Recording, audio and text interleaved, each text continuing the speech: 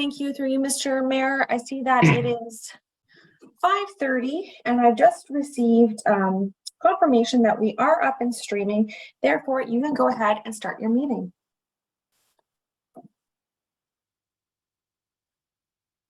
Thank you, Madam Clerk. Good evening, councillors, members of SLT, and members of the viewing public. I see that we indeed do have quorum. So I call this regular council meeting January 30th, 2023 at 5:30 p.m. As we do with all council meetings, we start off with the land acknowledgement led by Councillor Eckert. Thank you. We begin this meeting by acknowledging the land on which we gather is the traditional territory of the Haudenosaunee and Anishinaabe peoples, many of whom continue to live and work here today. This territory is covered by the Upper Canada Treaties and is within the land protected by the Dish with One Spoon Wampum Agreement. Today, this gathering place is home to many First Nations, Métis, and Inuit peoples, and acknowledging— Lion, you must be muted. Either that or you're frozen. I'm not muted. Can you hear me? Yes, through you, Mr. Mayor, I can. Okay. Sorry, through you, Mr. Mayor, just to let everyone know, Ms. Leach is getting Mike G to help the mayor with his technical difficulties. Sorry, Holly, I think the mayor was having difficulty with his and thought that I was frozen. So I will start again. Thank you. We begin this meeting by acknowledging the land on which we gather is the traditional territory of the Haudenosaunee and Anishinaabe peoples, many of whom continue to live and work here today. This territory is covered by the Upper Canada Treaties and is within the land protected by the Dish with One Spoon Wampum Agreement. Today, this gathering place is home to many First Nations, Métis, and Inuit peoples, and acknowledging reminds us that our great standard of living is directly related to the resources and friendship of Indigenous peoples. Thank you, Councillor Eckhart. I would just go to Deputy Mayor Wink. I do understand that Mike G is helping the mayor. Did you wish to continue on with the agenda, or shall we give the mayor a moment or two? I would suggest that we give the mayor a moment or two. Thank you, Mr. Deputy Mayor. Oh, here, you sit here. So, Madam Clerk, while we're fixing the mayor's technical challenges, the mayor is more important than the CAO on every level, and he can participate through the meeting while we get that fixed, okay? Thank you, Mr. Cribbs. To you, Mr. Mayor, Councillor Eckhart just finished reading the land acknowledgement. If I may, we can move on to the adoption of the agenda. Yes, of course, please. Thank you, Mr. Mayor. I do have a motion put forth by Councillor Olson, seconded by Councillor Kerr, that the agenda be amended to add the closed session addendum being item 2.1.7. To you, Mr. Mayor, for any discussion. Okay, any discussion from any council members on the amendment? Not seeing any, Madam Clerk? Thank you. The vote begins with Councillor Eckhart. Yes. Councillor Hildebrandt. Yes. Councillor Kerr. Yes. Thank you. Councillor Niznik. Yes. Councillor Olson. Yes. Councillor Wink. Yes. Mayor Junkin. Yes. Thank you, Mr. Mayor. That carries. I do have a motion put forth by Councillor Olson, seconded by Councillor Wink. Be it resolved that the agenda for the January 30th, 2023 regular meeting of council be adopted as amended. To you, Mr. Mayor, for any discussion. Thank you. Any discussion on the motion as amended, council? Not seeing any, Madam Clerk? Thank you. Mr. Mayor, the vote begins with Councillor Eckhart. Yes. Councillor Hildebrandt. Yes. Councillor Kerr. Yes. Councillor Niznik. Yes. Councillor Olson. Yes. Councillor Wink. Yes. Mayor Junkin. Yes. Thank you, Mr. Mayor. That does carry. To you, Mr. Mayor, that brings you to the disclosure of pecuniary interest and the general nature thereof.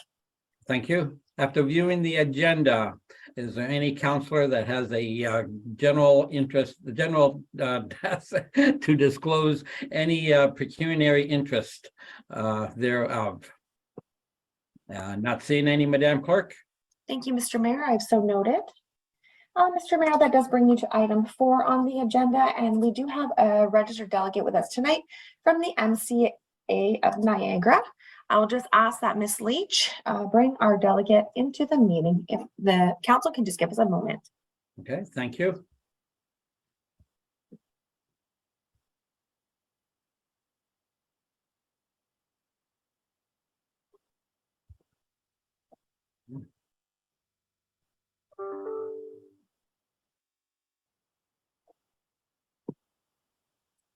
Thank you, Mr. Mayor. I do see that we have our delegates in. I would just remind the registered delegates that 10 minutes are provided. I will have a countdown going and I will let you know when you get to 8 minutes and then again when you get to 10 minutes. Thank you. No, okay, gentlemen, you have the floor. Fantastic. Thank you very much. I think obviously leading out with thanking you, Mayor, councillors, and then the staff that have allowed us to be here today. I am Christian Wolf. I'm the CEO for the YMCA of Niagara. With myself, I have Ben McDermott, who is our General Manager of Health and Wellness, and also Kelly Jones, who is a manager of one of our employment services sites. So what I want to basically go through today is just looking at our Niagara Centre, or the Niagara Welland branch, and talk a little bit about how we can bolster our community impact and support, and with support from the Pelham Council, the Pelham Municipality. Slide, please. So what we're going to work through today is just the setting a little bit of context around what services we deliver there, Niagara Centre as a whole, our impact in the community, and then we'll talk a little bit around our membership mix and what it currently looks like, and it currently stands in the post-pandemic world. And then we'll take a look at financial and operating challenges that we're currently seeing, and then hopefully moving into what we believe is the future for the Niagara Centre branch, which is looking at a shared service agreement or a municipal relationship of support.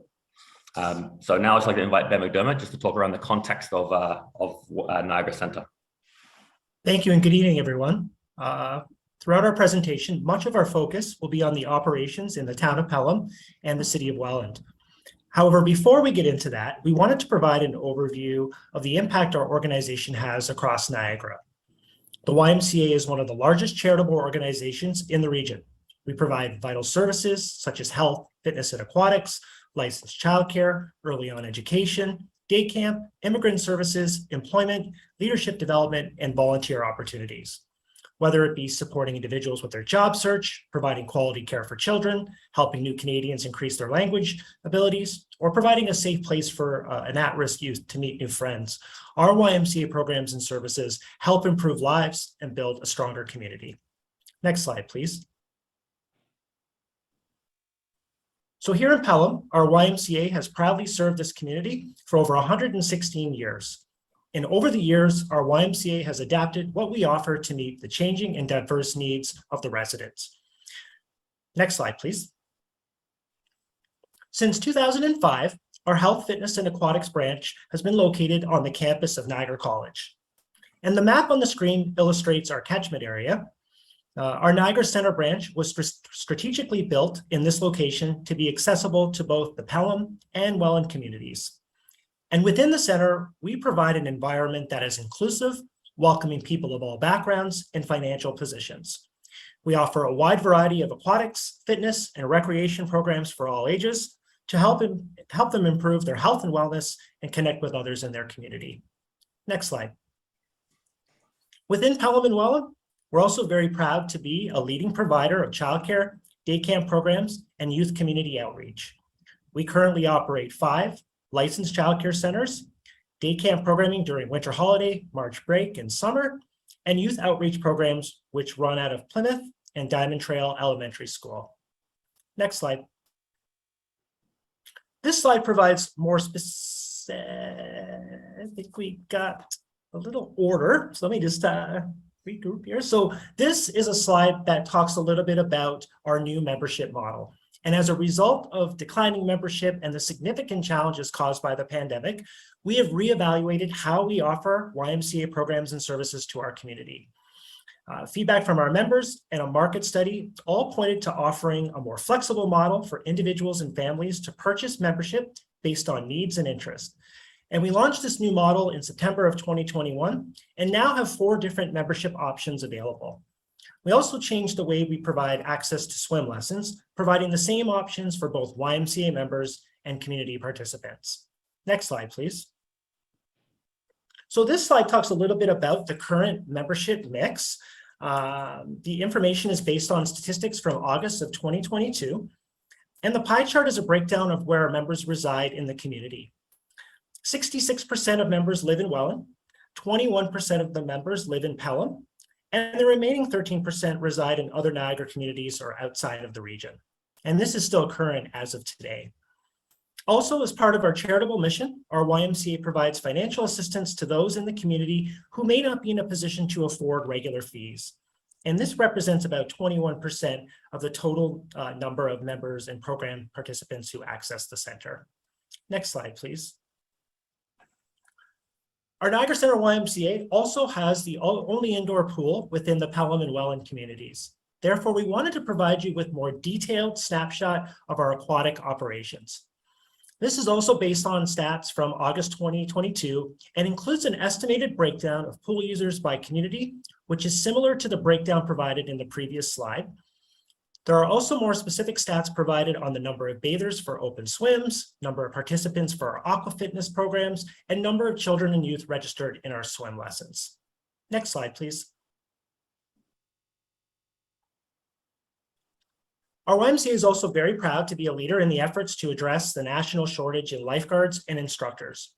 In 2018, thanks to the support of many donors and businesses, we launched our Making Waves bursary, which covered the majority of the aquatic certification costs for youth who were not in a position to pay the full fee. And this past fall, we launched a secondary initiative, our Jump In With Us program, which provides individuals of all ages with opportunities to get their certification at no cost. And collectively between the 2 programs, we're pleased to say that we have assisted over 100 individuals with obtaining their certifications. And we've recently partnered with the City of Welland to put support with their lifeguard training and are happy to look at how we can work more collaboratively with your team in Pelham to support your summer outdoor pool staff training. Next slide. So this slide provides some information on the average number of members that we've served over the last 6 years. And in 2018, 2019, we experienced a decline in overall membership due to an increase in the number of for-profit fitness businesses that entered the marketplace. And shortly after that, the pandemic hit and our YMCA was forced to close for a significant amount of time due to the pandemic. And like all recreation and fitness providers, this time period had a negative impact on both our participant numbers as well as our financial resources.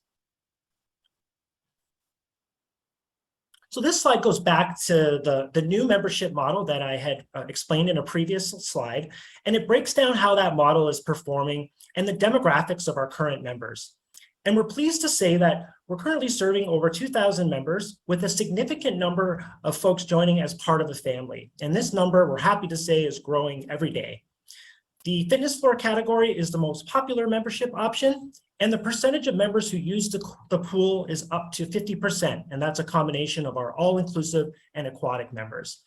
We also continue to serve all ages of our community and have seen an increase in participation among youth and older adults. And I'll turn the floor back over to Christian. Awesome, thanks, Ben.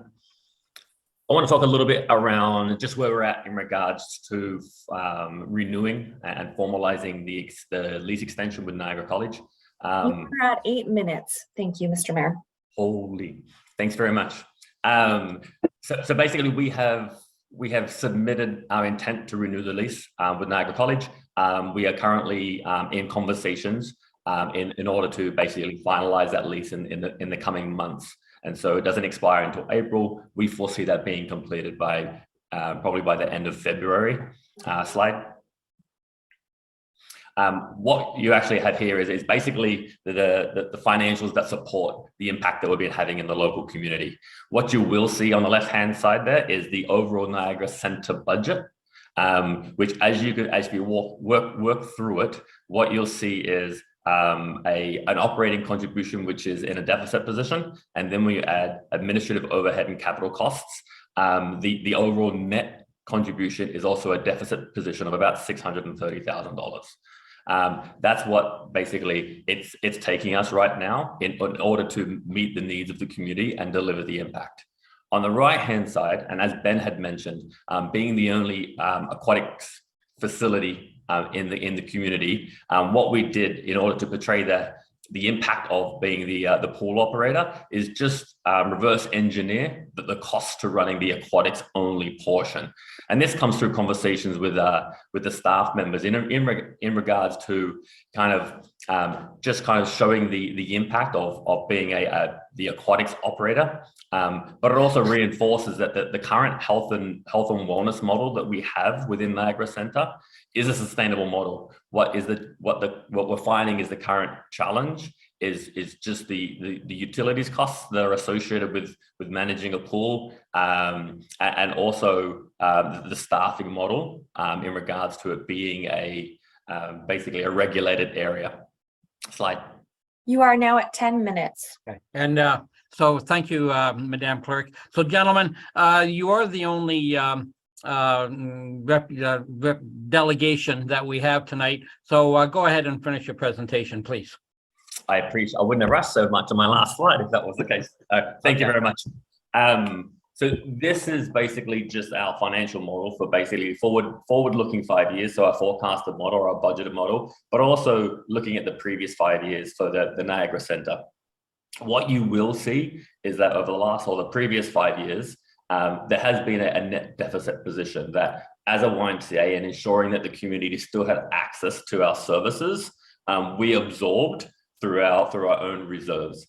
Then obviously the pandemic exacerbated the challenges, and we are re-emerging with a new membership model and ensuring that we engage the community to help push us back into a sustainable position. As you will see, looking from years 1 to years 5, it will take some time to get back to that model where we're sustainable. As articulated in previous slides, a majority of that is due to the utilities in carrying and the overheads in carrying the only indoor swimming pool in the local area. So slide, please. So this slide is just to articulate in the previous years when we've looked at our reserves have come from non-funded areas. So within the YMCA, we offer within many funded models, so children's services, employment, and then community. And so they're funded services. So the allocated funds have to stay within those areas. Unfortunately, with the health and fitness and aquatics and camp, they don't have any funded sources. And so, slide please. What we are looking to do, and what we've seen work in other associations throughout Canada, but also within one of our own branches within Niagara, is that collaboration needs to exist between municipalities and YMCAs in order to ensure that we can be sustainable and keep delivering services for the local community. Slide.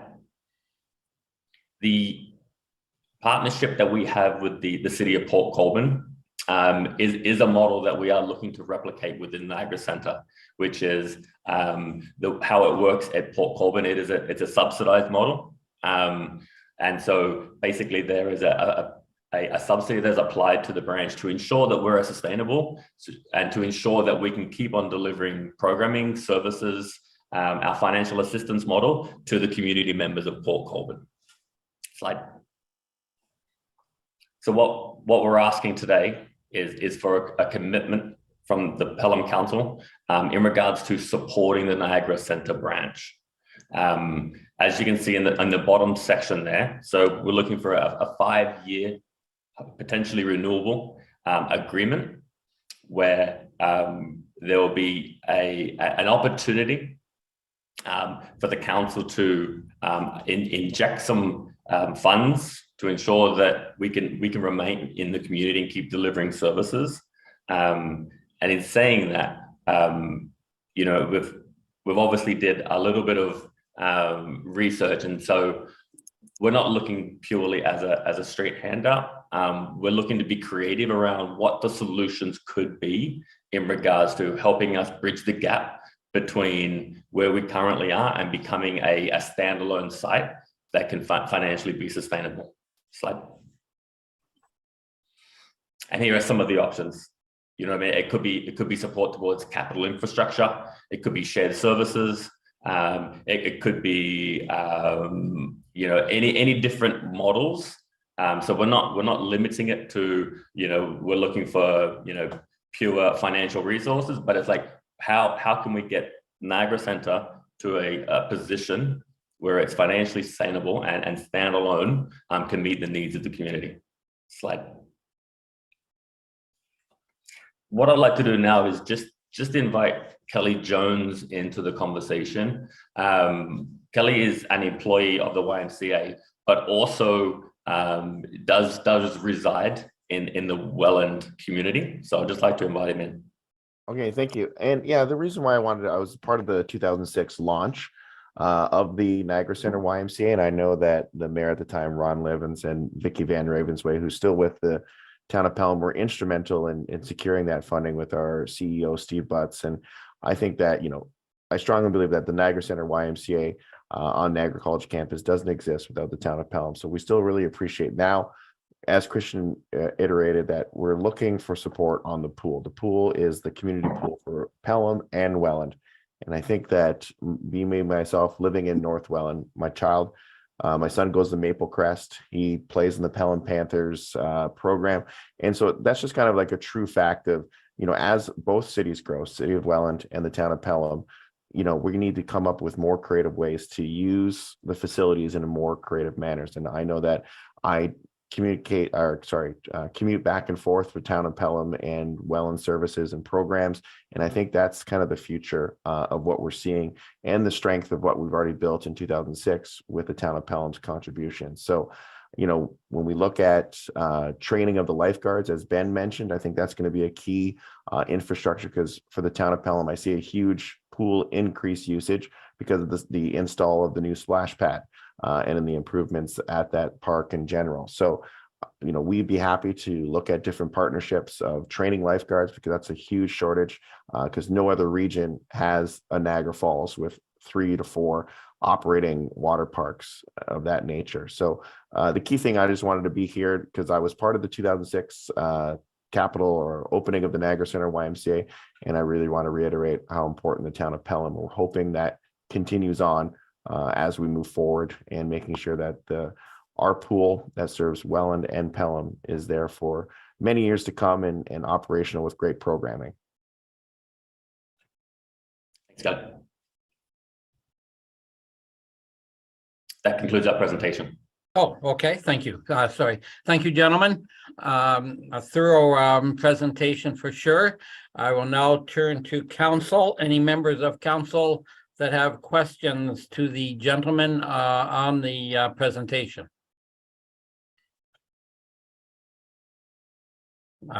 Councillor Wink.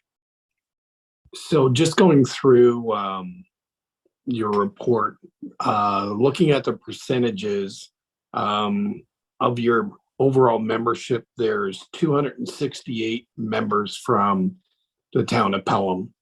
How many pool users are from, aquatic users are from Pelham? Gentlemen? Do you track that? Yeah, You got in? I can answer that one. So I think if you take the fact that right now 50% of the membership, you know, on average is using the pool, we could take that number, the 216 that you articulated, and say that half of them would be using the pool. However, I want to add that in addition to members, our YMCA is open to the community. We have a number of times where folks can come in and purchase a day pass to use the pool, and we see significant traffic from all areas of our communities to use those open swim times. So if you needed some more data around that piece, we can certainly put that together for you.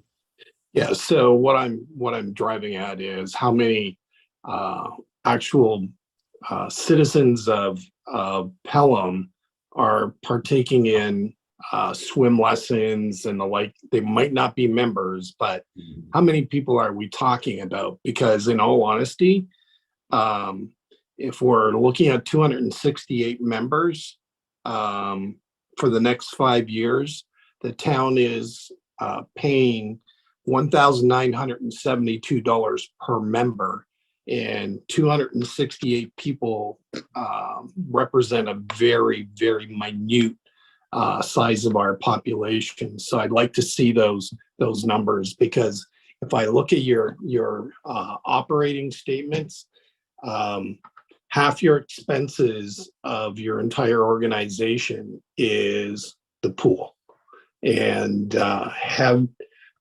your losses would be, without the pool, would be $100,000 a year. So I'd like to see you drill home a little bit more on how many Pelham people are actually partaking in swim lessons, lifeguard lessons, that type of thing, because the way it's being presented right now, to me, it's not financially feasible for us. We can certainly put that information together for you and come back with more details. Okay, thank you. Thank you, Councillor Wink. Councillor Olson. Yes, thank you, Mr. Mayor. A question for you with respect to the financial statements. You were in decline before the pandemic, and you said it was because of competition from local gyms that sprang up. Most of those, I believe, you'd probably find that they were lower cost than you. That was what the attractant was there.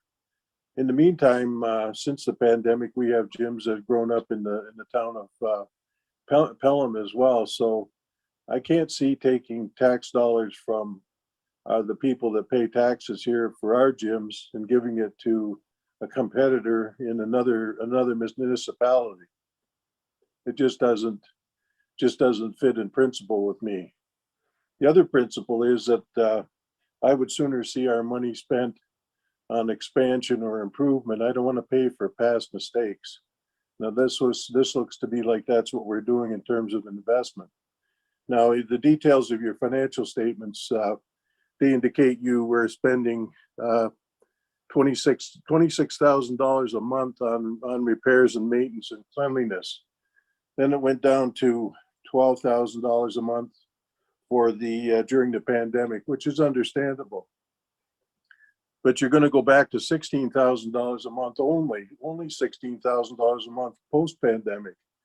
And the life of gyms and recreational facilities depends on the cleanliness of the place.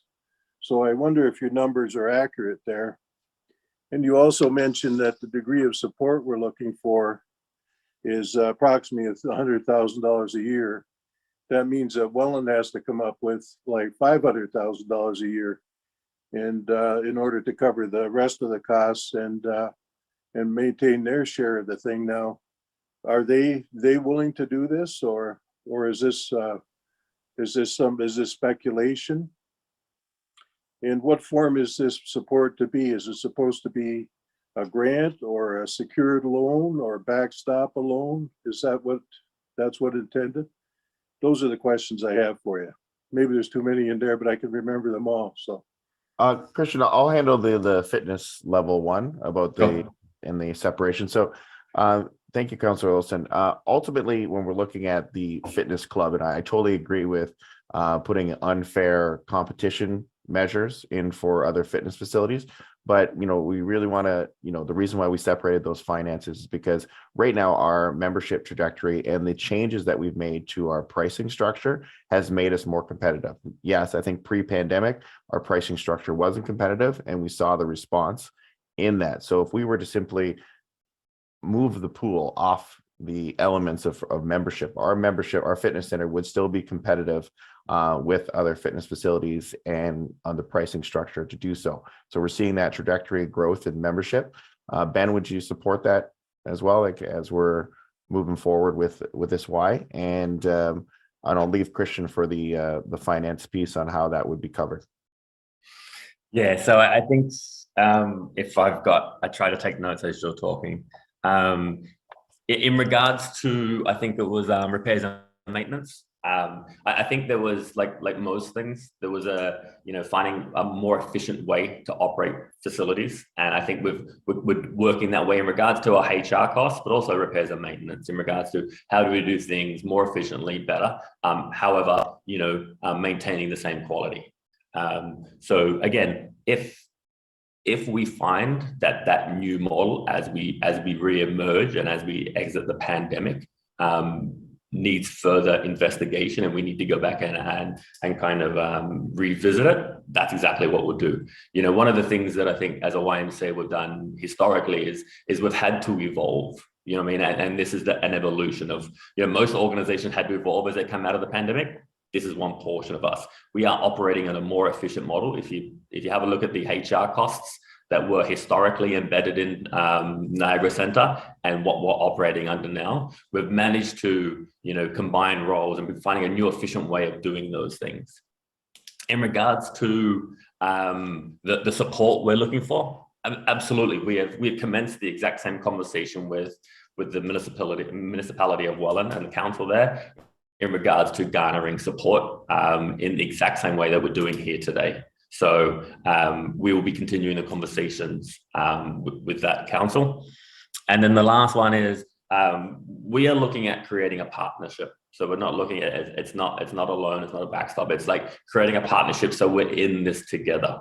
And so there's creative ways on how to do that. Once again, revisiting utility costs for us to run Niagara Centre astronomical. And so potentially there's ways that you potentially have some expertise in your staff team that can come and do some efficiency work with us in order to drive down those utility costs. And so it's not, we're just looking for some level of support to ensure that we can remain sustainable. And by saying remain sustainable, remain in the community, delivering services to your community members. That's what our end goal is. And I think if you look at the recent renewal of the lease with Niagara College, that's another 20-year lease. So we're committed to be in the community. What we're looking at is evolving our partnership with each municipality that we're serving, so that we're in a partnership. So we are collaborating and not coexisting. Okay, thank you. Councillor Olson? Yes, thank you, Mr. Mayor. The fact is that the agenda is being written in Welland, and we're always going to be a minority partner. And I would prefer that our money went into something where we expanded the service or improved the service.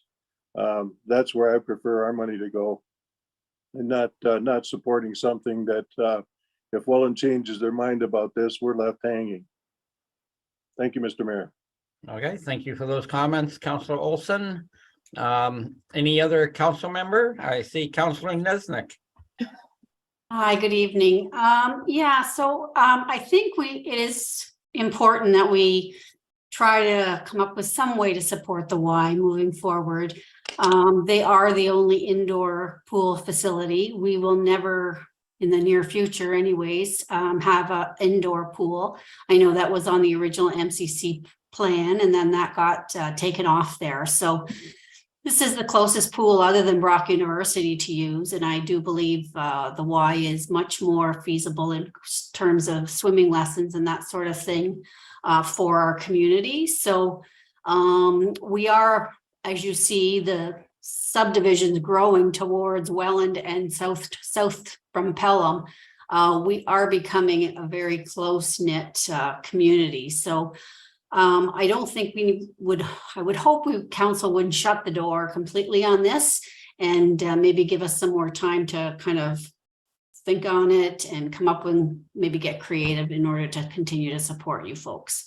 Because I'd hate to see you close the way the downtown St. Catharines Y just shut down, and I assume that was financial reasons. So, but it would be sad if that happened in Welland, because, and I think we also need to remember that a lot of our students who, you know, their Quaker Road school is very close, even though it's Welland, there's a lot of Font Hill area kids that go there. French immersion students from Font Hill go to Welland for French immersion school. So I think we need to remember that it's for children, the YMCA as well, and those programs really are different from what we offer at the MCC. And I think if we can get creative with that and make sure that those programs are different and unique so that both facilities can prosper. Those are my thoughts. Thank you, Councillor Nesnick. Any other councillor with any comments? I see Councillor Hildebrand. Through you, Mr. Mayor. I was a longtime member at one time, and Kelly probably remembers me from the Y. And obviously, pre-pandemic, I left Brook because of the price. But one of the big competitors you have is Brock University in terms of swim programs, swimming availability, and pool. Because I know from my grandson, several of them have transferred through and got all their training at Brock University and the programs they offer there. So they're offering extensive programs, as well as the Welland Wellness Center, and also the facility where the soccer and paddle facilities have that the city is sponsoring. So I think these dollars are very hard to come from in each community. So it's a real challenge, and especially with the pool operating expenses. The university has a great advantage that you don't have with regards to pools and arenas and all those kind of things. So like Councillor Wink said, that's a huge load on your facility. And I'm not so sure, once we get the real numbers, what the actual participation is from Pelham at the pool. And as far as the activity center, I left because of the price, really, and the services that I could get locally. And obviously, the municipalities, both Welland and St. Catharines and our municipality, were there when the Y wasn't there anymore. So basically what happened is your clients left, and all the guys that I were with, I met them recently, none of them have come back and probably don't plan to come back. So it's a real difficult situation. I understand the situation. I thank you for your report and the value you do have for some of your outreaches. Thank you. Okay, thank you, Councillor Hildebrand. Any other comments from any other councillors? Not seeing any. I turn to the CAO. Is this perhaps where we accept the report for information, or should we be asking staff for a further report, or what's your take on this, sir? Well, certainly at the end of this, I do anticipate someone bringing a motion to receive this delegation for information. That's we're in agreement there, and one assumes, pursuant to Councillor Nisnick's entreaties, that perhaps you'd like us to kick the tires. So if that's the case, then you want to move that staff return with financing or contribution options and or some sort of update on the City of Welland's commitment thus far, and some options on how we could tie, well, potentially how we might tie a potential donation from this town to what, if anything, is done by the City of Welland. So those seem like viable options that we could produce a reasonable report on, should that be your wish. And realistically, if you gave us about 6 weeks to get back to you, that I think Welland may have just finished all of its budgeting, if I follow the newspaper correctly. They're very close to the end of that process anyway. And admittedly, they could make their contribution outside the budget process, as could we for that matter. But at any rate, that might be a useful yardstick. So certainly a motion for a staff report. I think realistically, 6 weeks is not an unfair ask on us. That's 3 cycles, but of course we have to do the strategic planning in there, and you have to pass your budget within the next 10 days or so. So that's how I would proceed, should you be interested in a staff report. Okay, thank you, Mr. CAO. Again, I'll go one more time. Any other comments or questions from any other members of council? If not, I will turn to the clerk. She's obviously been listening to the CAO. Madam Clerk, to you. Yes, thank you, Mr. Mayor. Just incorporating Mr. Cribbs's comments. Council could consider a motion, be it resolved that council receive the delegation from the YMCA of Niagara for information, and that council refer the YMCA Niagara financial request or contribution options, being a 5-year agreement, to staff to review and report back to council by April 2023. If that's satisfactory, and if any member of council wish to put that forward, I'm not sure if Councilor Niznik would like to. Okay, Councilor Nesnick, would you put that forward? Yes, I'm comfortable with that wording. Thank you. Okay, and we Just need a seconder. need a seconder, and I see Councilor Eckert will second. To Mr. Mayor, that would just bring you back to any further discussion on that. Okay, any further discussion on the motion that the clerk has just read out? I'm not seeing any, so I will go to the clerk for the vote. Thank you, Mr. Mayor. The vote begins with Councilor Hildebrandt, Yes. Councilor Kerr, Yes. Councilor Niznik, Yes. Councilor Olson, Yes. Councilor Wink, Yes. Councilor Eckert, Yes. Mayor Junkin. Yes. Thank you, Mr. Mayor. That does carry. Okay, thank you, gentlemen, for your presentation tonight. And you're really, obviously, when we get the staff report, we will be in further contact, I believe. Thank you very much. Appreciate your time. Thank you. Have a good evening. Bye. Thank you, Mr. Mayor. I'll just ask Ms. Leach to remove our presenters from the meeting. Thank you, Mr. Mayor. On your next item of business, I do have a motion put forth by Councilor Olson, seconded by Councilor Eckhart. Be it resolved that the following minutes be adopted as printed, circulated, and read. 1 RCO 1/2023, January 9, 2023, regular council. To Mr. Mayor, I ask that you call for any errors or omissions. Thank you. As the clerk has requested, is there any errors or omissions in the minutes listed in the agenda? Not seeing any, Madam Clerk. Thank you. The vote begins with Councilor Kerr, Yes. Councilor Niznik, Yes. Councilor Olson, Yes. Councilor Wink, Yes. Councilor Eckert, Yes. Councilor Hildebrandt, Yes. Mayor Junkin. Yes. Thank you, Mr. Mayor. That does carry. Thank you, Mr. Mayor. That does bring us to item 7 on the agenda, which is the request to lift consent agenda items for separate consideration. To you, Mr. Mayor, this would be the time for any members of council to advise what items they would like to lift to be considered separately. If a member of council simply has comments on an item, they're not required to lift it. To you, Mr. Mayor, for discussion.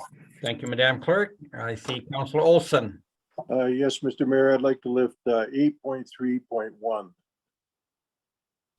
Okay, thank you, Councilor. That is the Integrity Commissioner fee update. Thank you.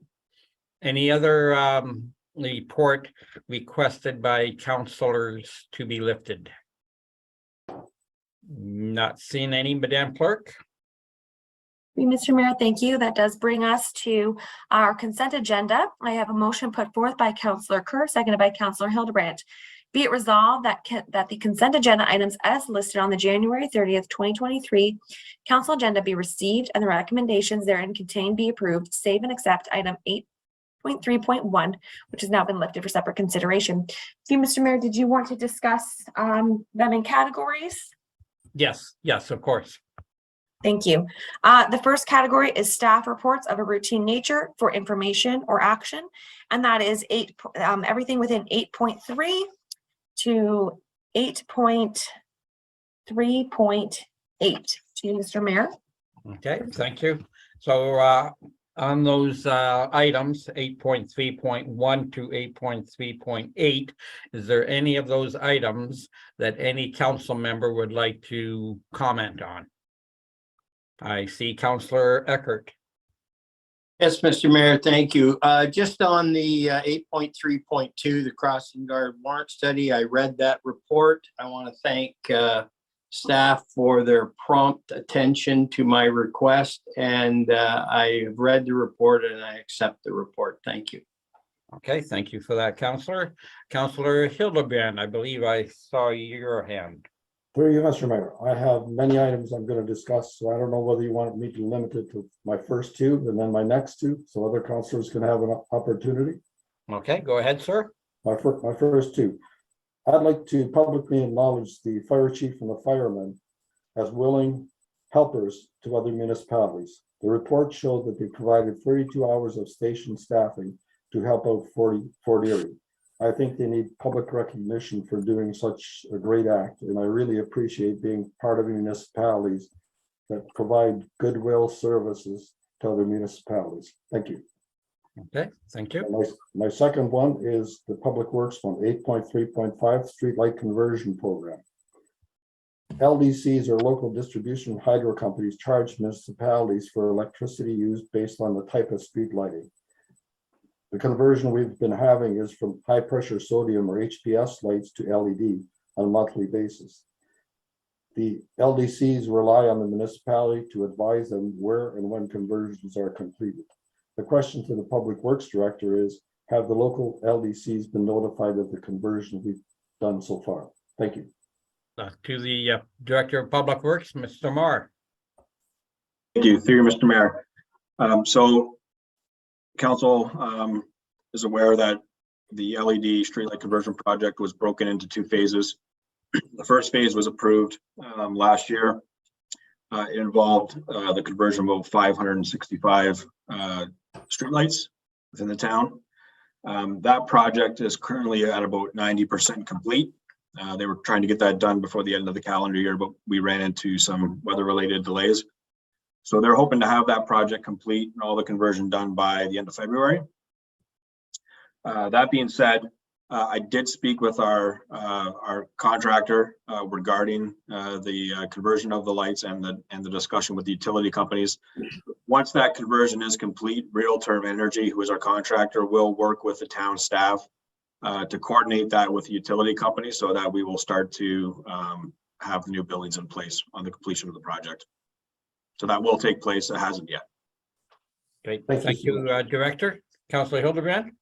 Thank you. That's my first two. I have two more, but other councilors may have comments, so I'll wait for them to complete. Okay, thank you. Any other councilor have comments on 3.1 to 3.8? Councilor Olson? Yes, 3.8 through you, Mr. Mayor, to the CAO. When do we expect to have the in-person meetings for conducted at the MCC? Is there a timeline on that? Mr. CAO? Well, good news. Yesterday, pigs were seen flying over some parts of Pelham. And the next result of that is that it looks like maybe, just maybe, we're kind of there. So the technology has been physically installed. We need some opportunity to do some dry runs and actually test it so that we don't have an epic failure at the wrong time. But we do think realistically that the last meeting in February could be cast, televised, that's the wrong word, webcast from that location. So there's a distinct possibility. We're tracking towards being able to have what would officially be a hybrid meeting, but any of us could physically attend in the Accuracy room at the MCC on February, I want to say that's the 24th. Madam Clerk will correct me if I'm 21st. Okay, see, I'm wrong there again. But we're tracking towards Feb 21. Thank you. Okay, thank you, Councilor. Thank you, Mr. CAO. Councilor Wink. Yes, thank you, Mr. Mayor. Through to the CAO or the IT manager, 8.3.8 corporate services, there was discussion in there about the IT manager meeting with Rogers and Bell to discuss rural high-speed initiatives. I know this is something that the provincial government has said that it's going to happen in all rural municipalities by 2025. Just want to know if Rogers and Bell indicated what their plans are and when will this be implemented in Pelham? And Mr. CAO, are Oh, I feel Miss Quinlan Murphy probably has a better answer than I do. Okay, we'll go to Director of Finance, Teresa Quinlan Murphy, please. Through you, Mr. Mayor, I don't have the details for that, but I can ask our IT manager for specific dates. So we can send something out to council. Okay, thank you. Thank you. Thank you, Councilor Wink, and thank you, Ms. Quinlan Murphy. Any other questions on 3.1 to 3.8? If not, we will go back to Councilor Hildebrand. Councilor? Thank you, Mr. Mayor. Councilor Olson addressed the question I had on 3.3.8 corporate services. That was in camera meetings. The third item is 8.3.7. It deals specifically with transit. As you know, I try to use transit here and there just to get a feel for how the service is operating in the town. Online, when you use your phone or your computer, when you're booking a ride, you just have to book it for when it's available that day. The scheduling option still does not work. So if you call and schedule ahead of time, which I tried to do, that worked. The problem I had is almost when I was supposed to be picked up, I got a notification on my phone that they'd be over a half hour late and I would miss the appointed time. Now they allowed me to cancel. In the past, I was able to, within half an hour, always to arrive when I wanted, to be picked up when I wanted. Now the buffer almost has to be an hour. So I just want the residents to realize that they're going to require a larger buffer on their time from the experience I'm having. It's no longer within half an hour you're going to get where you want to be picked up with when you want. Even though the average says it's a half hour, I'm afraid from my experience, it doesn't come anywhere close. So the online scheduling would be great if it could ever occur on the app. And when I've talked to the agents, they say that it's being worked on. That's the only answer I got. So at the region, possibly that would be a question. How is that progressing? So it's done on your computer or on your app, you're able to schedule your rides. Thank you. Thank you, Councilor Hildebrand. Perhaps Councilor Olson, member on the Transit Commission, perhaps that's one for your cohorts to take a look at. Yes, thank you, Mr. Mayor and Councilor Hildebrand. That's something I'll take back because we had the launch of the service on January 1st. I noticed some of the stats that I've been receiving, and it looks to me like the wait times are getting a little extended. And doesn't surprise me, or maybe it should surprise me that it's gone beyond the times that they're showing, because they're quite extended, and I don't find them that acceptable myself. So I will look into that for sure. Thank you so much. Thank you, Councilor Olson. Any other questions or queries on 3.1 to 3.8? Not seeing any, Madam Clerk. Hey, Mr. Mayor, thank you. That does bring you to 8.5. That's the information correspondence items to Mr. Mayor. Okay, thank you. Any comments or questions on the 8.5 information correspondence items, 8.51 and 8.52? And the other ones too, of course. Any questions? Not seeing any, Madam Clerk? Thank you, Mr. Mayor. Mr. Mayor, that does conclude the consent agenda. Would you like me to call for the vote? Yes, please. Thank you. The vote begins with Councilor Niznik. Yes. Councilor Olson. Yes. Councilor Wink. Yes. Councilor Eckert. Yes. Councilor Hildebrand. Yes. Councilor Kerr. Yes. Mayor Junkin. Yes. Thank you, Mr. Mayor. That does carry. Gee, Mr. Mayor, that brings us to the items for separate consideration. Councilor Olson did lift item regarding the Integrity Commissioner fee update report. To you, Mr. Mayor. Okay, Councilor Olson on 8.3.1. Go ahead, sir. Well, thank you, Mr. Mayor. notwithstanding my disagreement with having fees, I just want to bring up a few things that I saw in the report that showed that certain parts of the region, including Niagara region, St. Catharines has a minimal fee, and Welland has a minimal fee. Looking at that, I found that each one of those had an informal, conformal complaint protocol. And we don't have such a thing in our book, as far as I know. And I'll read the preamble to it. Individuals are encouraged to pursue the informal complaint protocol as the first means of remedying behavior or activity of a member that they believe contravenes the code of conduct. The Integrity Commissioner may be requested to assist in an attempt to settle or resolve the issue with the member and the individual, but will participate only if both parties have agreed. The parties involved are encouraged to take advantage of the Integrity Commissioner's protocol potential role as a mediator, conciliator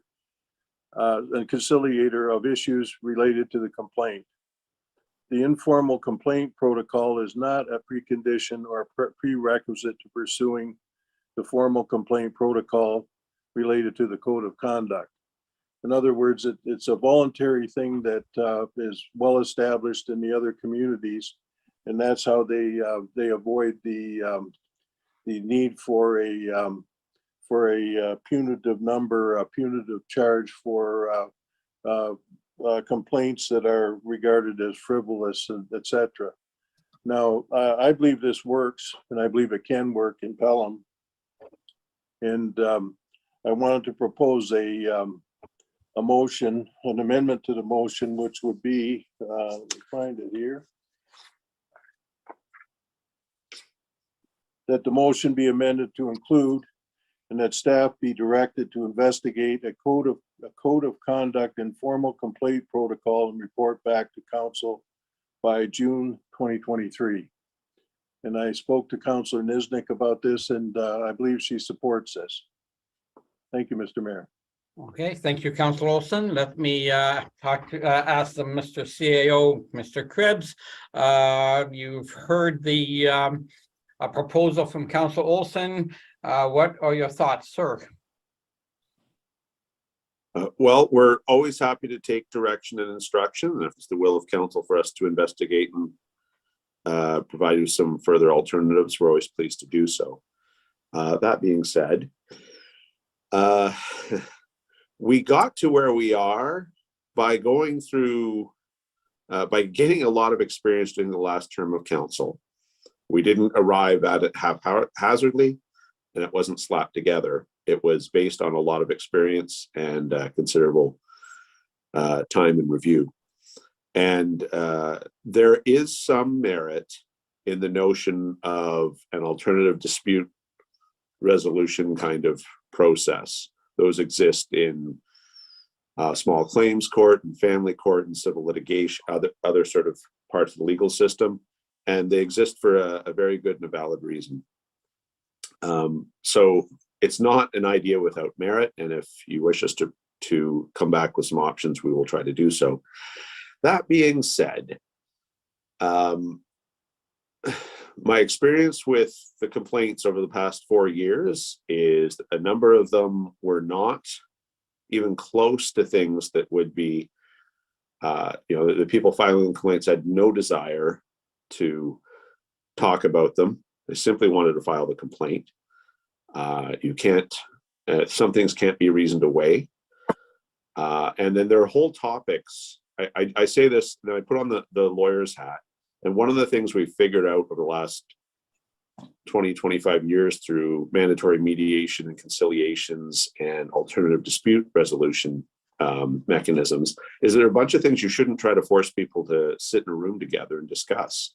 If it's, if there's an allegation of some sort of sexual misconduct, you don't put those two people in a room together to have a separate informal process and talk about that.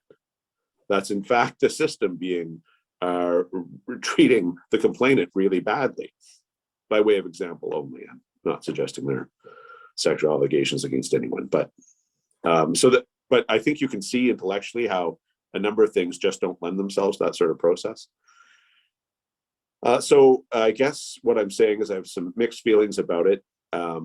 There is some capacity. There's also a reason why it's only 2 out of 13 that have that in place. And if we do manage to put it in place, it is not free. You'll be paying the exact same amount per hour from an integrity commissioner to come in and referee informally a dispute. So I'm not personally convinced you'll recognize savings if it takes 6 hours to referee a dispute or 6 hours to investigate something. 6 hours times the hourly rate is something akin to the same bill. However, it's always nice to offer options. So I realize I've made arguments for and against. That is actually what I'm trying to do here for your consideration. If you wish for us to look at further options, we're happy to do so. As we sit here today, you have the current policy in place, so that would continue to be in place were we to take the time to come back to you with options. Currently, I'm not sure our current system is broken, but I'm not the one with the finger on the pulse of the community the way any of you are. And so we're happy to take guidance from you on this question. Okay, thank you, Mr. CAO. I do believe that the region has an informal complaint driven resolution, perhaps. Anyway, any other comments from any other members of council? Councilor Olson, I see. Yes, thank you, Mr. Mayor. Yes, the first step in the process, which I would imagine that most of these complaints, I think you'd classify them as emotional events. The first one is a mediation between the mayor and the CAO and the individuals involved. It doesn't generally involve the integrity commissioner in a role of conciliator or mediator. So I think this reduces the chance of the cost, and we can carve out different things that we don't think that the informal complaint process or protocol applies to. And I agree with the CAO that certainly would eliminate sexual misconduct or harassment or anything like that. But this is we're missing out on the opportunity to talk to our citizens and have them tell us what they believe in and what they don't believe in that we're doing. And I think that the negative feedback that we get is far more beneficial to us and our knowledge than the positive feedback. So we're missing an opportunity there to deal with the feedback loop from our citizenry. This is also used in Welland, and it's also used in Niagara region and St. Catharines. So to say that there's only 2, there's 3 there, and I haven't talked to the other people, but that's also a fact. Okay, thank you, Councilor Olson. Councilor Nesnick, did I see your hand? Yes, okay, you have the floor.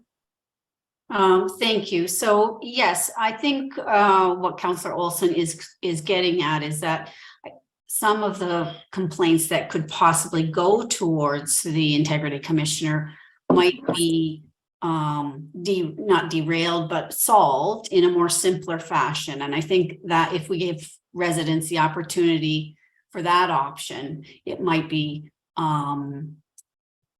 a better option for them to be able to sit down with the mayor and maybe the CAO and say myself, if I'm involved, and the complainant to say, what was she thinking or whatever the complaint is about. And then we could work it through, hopefully in a cooperative manner.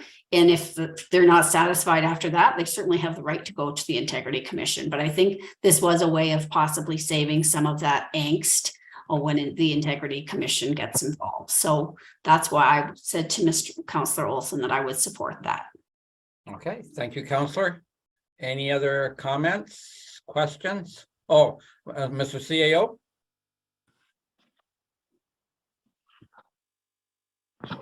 I'm not interested in sounding argumentative, but there's a fundamental, those municipalities that have instituted this, I don't think bothered to get legal advice on it. You have to understand that the only free option for someone to come in and sort of adjudicate is to use my services. And the self-evident conflict, I work for you. You control my paycheck and my destiny. So that's not neutral arbitrage. It just isn't, right? I constantly have a vested interest in making sure things went your way, which is one of the reasons why the vast majority of municipalities don't do this. And is why if you do it, you end up using an integrity commissioner. It's got to be someone who's not on payroll, and therefore it's got to be a fee for service. We can't go using locals that want to volunteer their time either. So like there are some considerable problems here, and I'll just reiterate one last time. We spent a lot of time on this. You had at least the CAO, the clerk, and the town solicitor involved at a minimum. We spent months on this. We finally came up with a system that's actually served us really well. And this is the only item on the agenda we've had for a couple of months that I don't fully understand because it is not broken. And yet we are attempting to fix it. We have not had a long stream of complaints about it. I realize there's some parts of it in theory, and I appreciate, I too don't love the idea of charging people money to file a complaint, but that's why we have a number of caveats in there. And certainly the ombudsman thinks we should not charge anyone who wants to file a complaint. They think that's a terrible, they strongly recommend against it, but they don't live in a world of financial responsibility. They have 100% of their budget provided to them by the province of Ontario, and there's always enough. So it's hard to take. So, that's a big caveat with their advice. At any rate, we would be happy to take direction. We will come back to you with a report with options if that is your preference. I want all of council to understand, if you weren't we put a lot of time into this. We got a product as a result of a lot of experience, and it's been working. Okay, thank you, Mr. CAO. Councillor Hildebrand. Through you, Mr. Mayor. I'd like to wholeheartedly support what our CAO said. We went through 4 years of a lot of integrity and ombudsman reports. And I know the work that the integrity commissioner and the ombudsman did on our behalf was well worth the time and effort we put in it. And the people who generally issued these integrity reports had no compromise in them, in my view. And I think like we said, that council spent a lot of time coming up with a system and a policy that worked. So that's my position. I prefer to stay with what we came up with. I think it was excellent. It worked excellent. And really, I think it solved a lot of problems that we had last term. Thank you. Okay, thank you, Councillor Hildebrand. Before I go to you, Councillor Link, I would just like to say that I know for a fact that the region just did a very informal referee session, whatever you want to call it. It went very quickly. I don't know what the steps were involved. And that's how come I would support doing a study to see just what is available out there. I don't know if the region went to the Integrity Commission. It seemed like it got done very quick, and our experience with the Integrity Commissioner is that nothing got done quickly. But maybe they phoned him up and he came down for a day. I don't know, but I would be interested to see, as much as the CAO has said we have worked on it, and I'm sure we have. I wouldn't mind seeing if there is a first step that we could take that would bypass or speed things up so that it gets done quickly and everyone is happy with the resolution. Anyway, those are my thoughts. To you, Councillor Wink. Thank you, Mr. Mayor. Just some comments with respect to some of the claims that were made by residents last term. And in most of the cases, the Integrity Commission found that their complaints were frivolous, vexatious, and contain insufficient grounds to support an investigation. There was certain circumstances where individuals did several complaints, and there was no way that we were going to resolve that unless it went to the integrity commissioner. I agree with Councillor Hildebrand and support this staff report.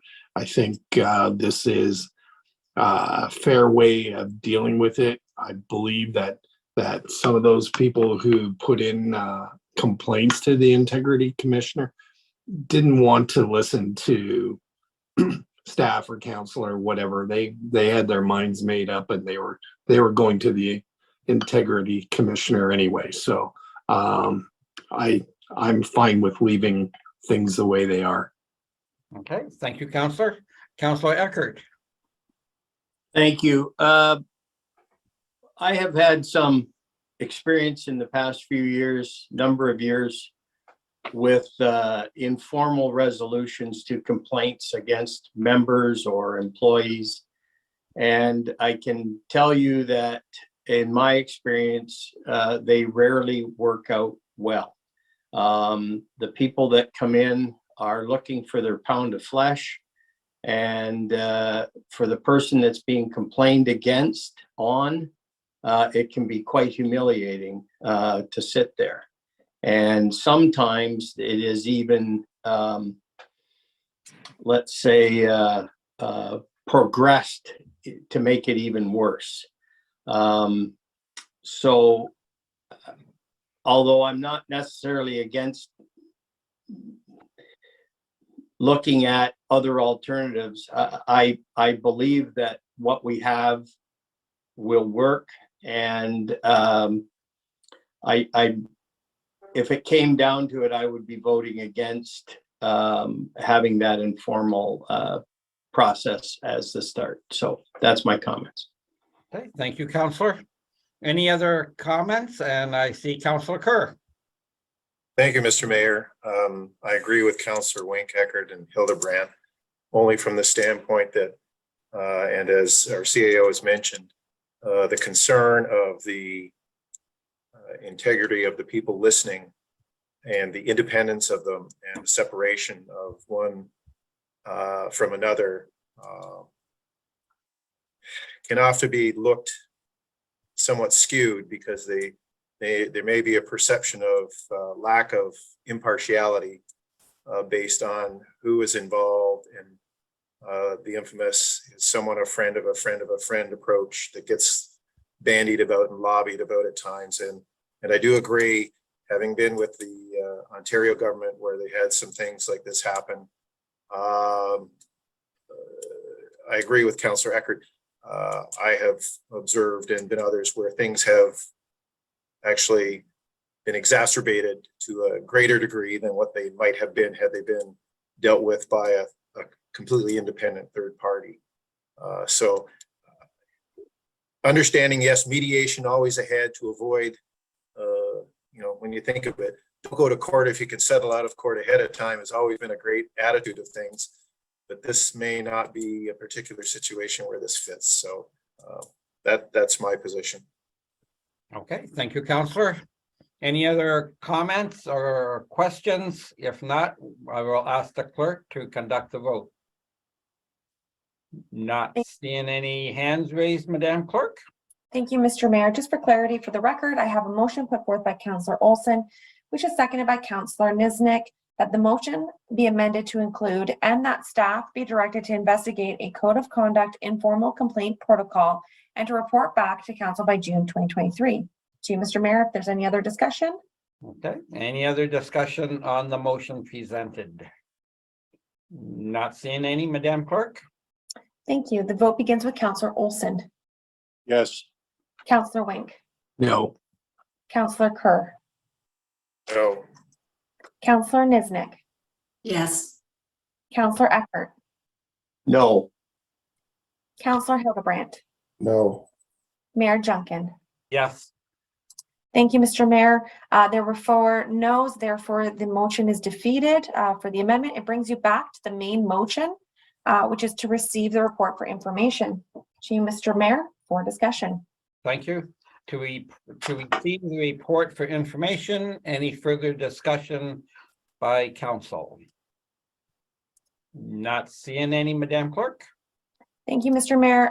Just for clarity, we do use Councillor Kerr and Councillor Hildebrandt as the movers and seconders, as they were the movers and seconders for the consent agenda. And the motion is be it resolved that council receive report 2023-0026, Integrity Commissioner Fee Update Report for information. To you, Mr. Mayor, for any other discussion. Again, any further discussion? Not seeing that, Madam Clerk? Thank you. The vote again begins with Councillor Olson, No. Councillor Wink, Yes. Councillor Kerr, Yes. Councillor Niznik, Yes. Councillor Eckert, Yes. Councillor Hildebrandt, Yes. Mayor Junkin. Yes. Thank you, Mr. Mayor. That does carry. To you, Mr. Mayor, that does bring you to your staff reports. I do have a motion put forth by Councillor Wink, seconded by Councillor Kerr. Be it resolved that council receive report 2023-0016, proposed 2023 council meeting schedule, and that the 2023 council meeting as provided for in Appendix A to this report be approved, and that staff be directed to publish the 2023 council meeting schedule to the Town of Pelham's website. To you, Mr. Mayor, for discussion. Thank you. Any member of council have any comments to make on this staff report? Not seeing any, Madam Clerk? Through you, Mr. Mayor, thank you. The vote begins with Councillor Wink, Yes.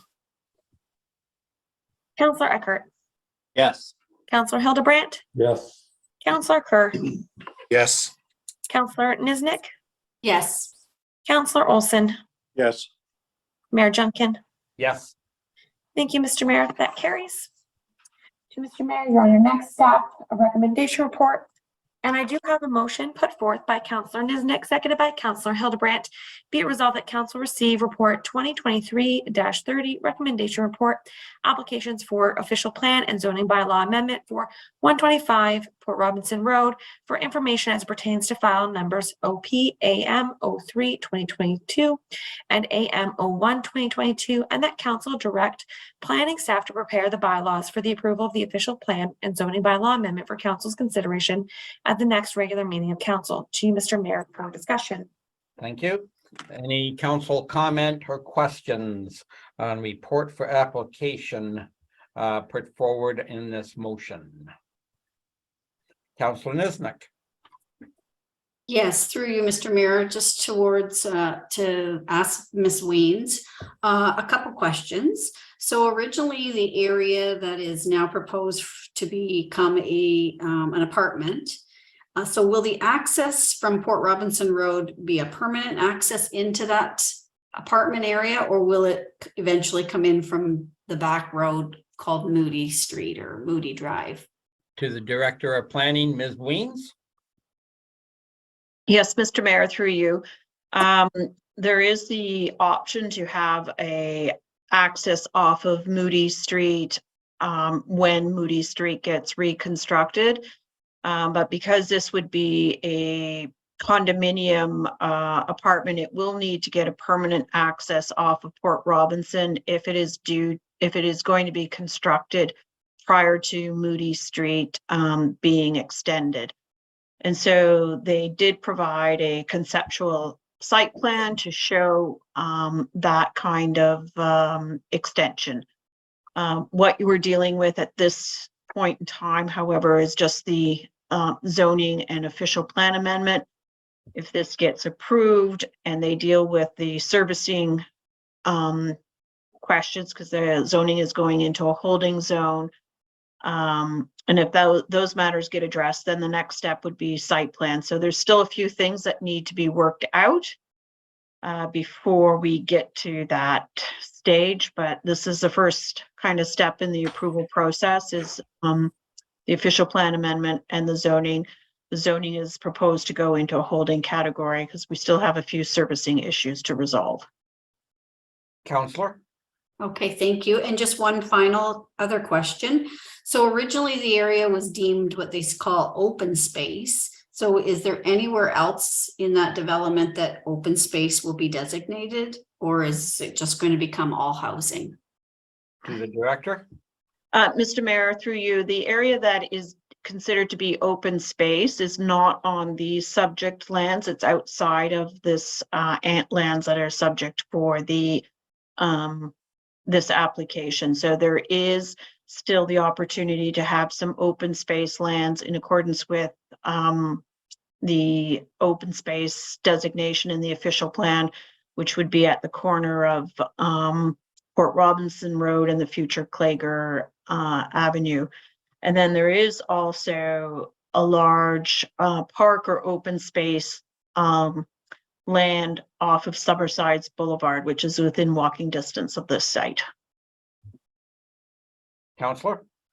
Okay, thank you for your answer. I do think it's important that we maintain always trying to keep some open space available for residents and children to play in. So thank you so much. That's great. Thank you. Okay, thank you, Counselor. Any other questions, comments? Not seeing any, Madam Clerk? Through you, Mr. Mayor, thank you. This vote begins with Counselor Eckhart, Yes. Counselor Hildebrandt, Yes. Counselor Kerr, Yes. Counselor Niznik, Yes. Counselor Olson, Yes. Counselor Wink, Yes. Mayor Junkin. Yes. Thank you, Mr. Mayor. That does carry. To you, Mr. Mayor, I do have a motion put forth by Counselor Kerr, seconded by Counselor Olson. Be it resolved that Council receive report 2023-0004, assumption of Ryan's Grove subdivision, formerly known as Homestead Extension 2, for information, and that Council assume the municipal services in Ryan's Grove, formerly known as Homestead Extension 2, subdivision, and open the street within the subdivision as public highway by bylaw in accordance with the subdivision agreement. To you, Mr. Mayor, for discussion. Thank you. Before I turn to council, perhaps I will go back to the Director of Planning, and perhaps the director can describe the assumption of subdivision. What's that, and what's that phrase mean, please?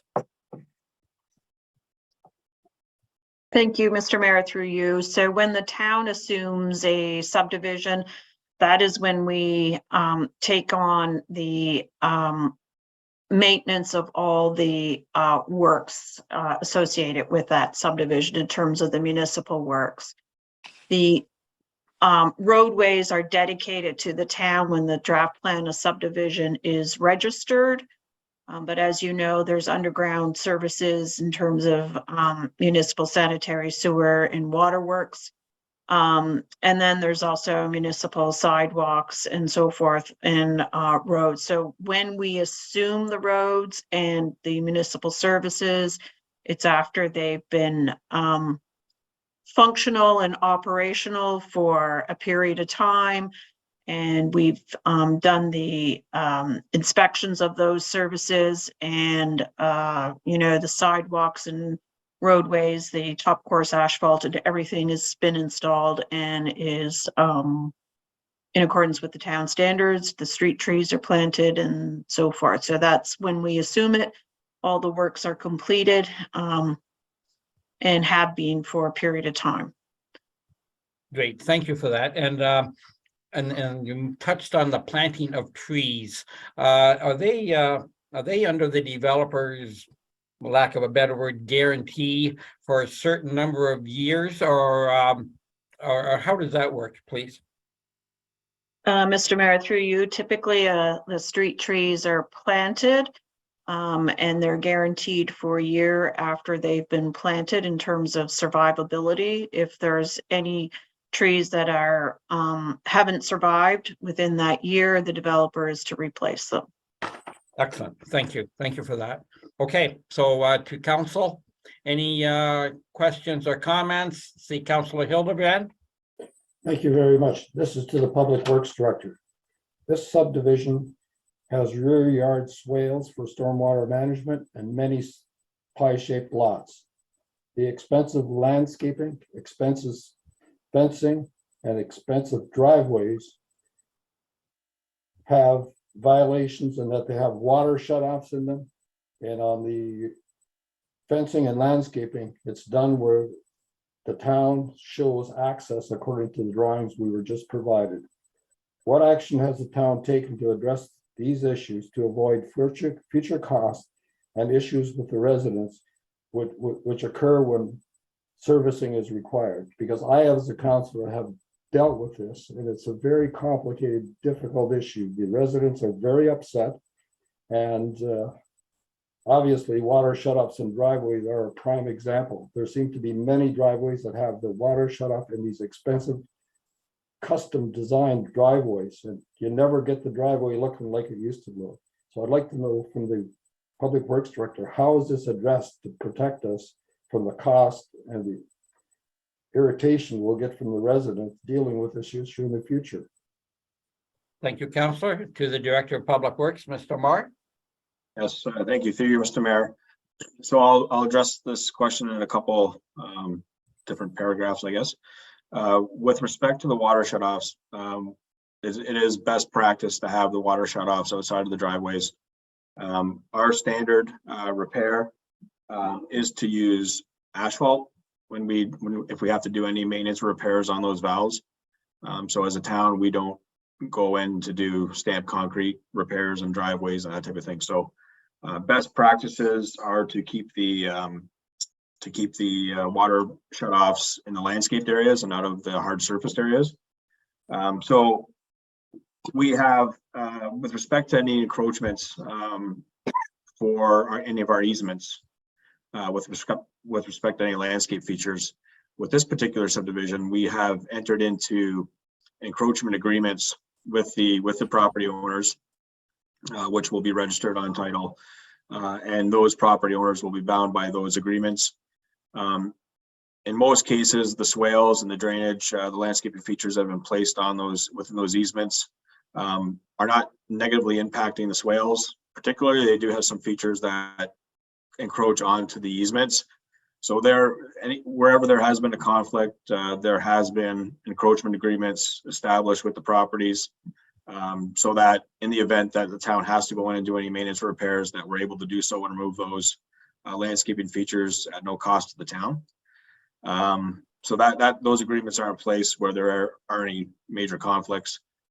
There were minor issues, and as part of the assumption process, with the final, there's two assumptions. There's the primary services that get assumed prior to the subdivision being built out, and then there's a final assumption once the subdivision is complete. Engineering staff from the engineering department with the town, as well as the developer and the engineering firm on behalf of the developer, will go out and inspect any deficiencies. This was completed on this particular subdivision. Engineering staff have verified that any deficiencies that were in place have been corrected. So that's why we're comfortable at bringing forward a report for assumption at this time. Councillor Hildebrand. Thank you for that report. Because of Pelham being such a transient community, and these people in these professions move on, what happens is the original owner signs this, which is fine and dandy, and then the new owner comes in, and then all of a sudden, that's where I seem to run into a problem from a relationship point of view. Thank you for the report, though. I truly appreciate it. Okay, thank you, Councillor Hildebrand. Councillor Eckert. Just to follow up, Mr. Mayor, on Councillor Hildebrand's question, and I'm not sure if I missed the answer, but I'm not quite sure that his first part of his question got answered. So clearly the preferred location for water shutoffs is in the landscaped areas, but there seems to be, according to Councillor Hildebrand, areas where they are in the driveway. If they need to be worked on, our policy is to use asphalt. That's where I think there would be a conflict with the homeowner who has a very expensive driveway that wants it replaced the way it was. So how do we protect ourselves in that situation? To the director. Yes. I see Mr. CAO. Are you anxious to answer this question? Well, I just, for clarity, those shut-off valves are always on town property. That usually demarcates where public land ends and where private land begins. And to be abundantly clear, that is our land. And it does create conflict, and it does continuously disappoint residents who feel they've put a lot of work into landscaping and gardening, or in this case, the caliber of their driveway. But understand that as just a strict legal point, we are allowing others to trespass on public lands. We refer to it as your driveway, but it's really our driveway. And the legal protection we simply work to a standard, and our standard is asphalt because we have no way to recreate the concrete. And at any rate, we'd be conferring a private benefit to one landowner at the expense of everyone else.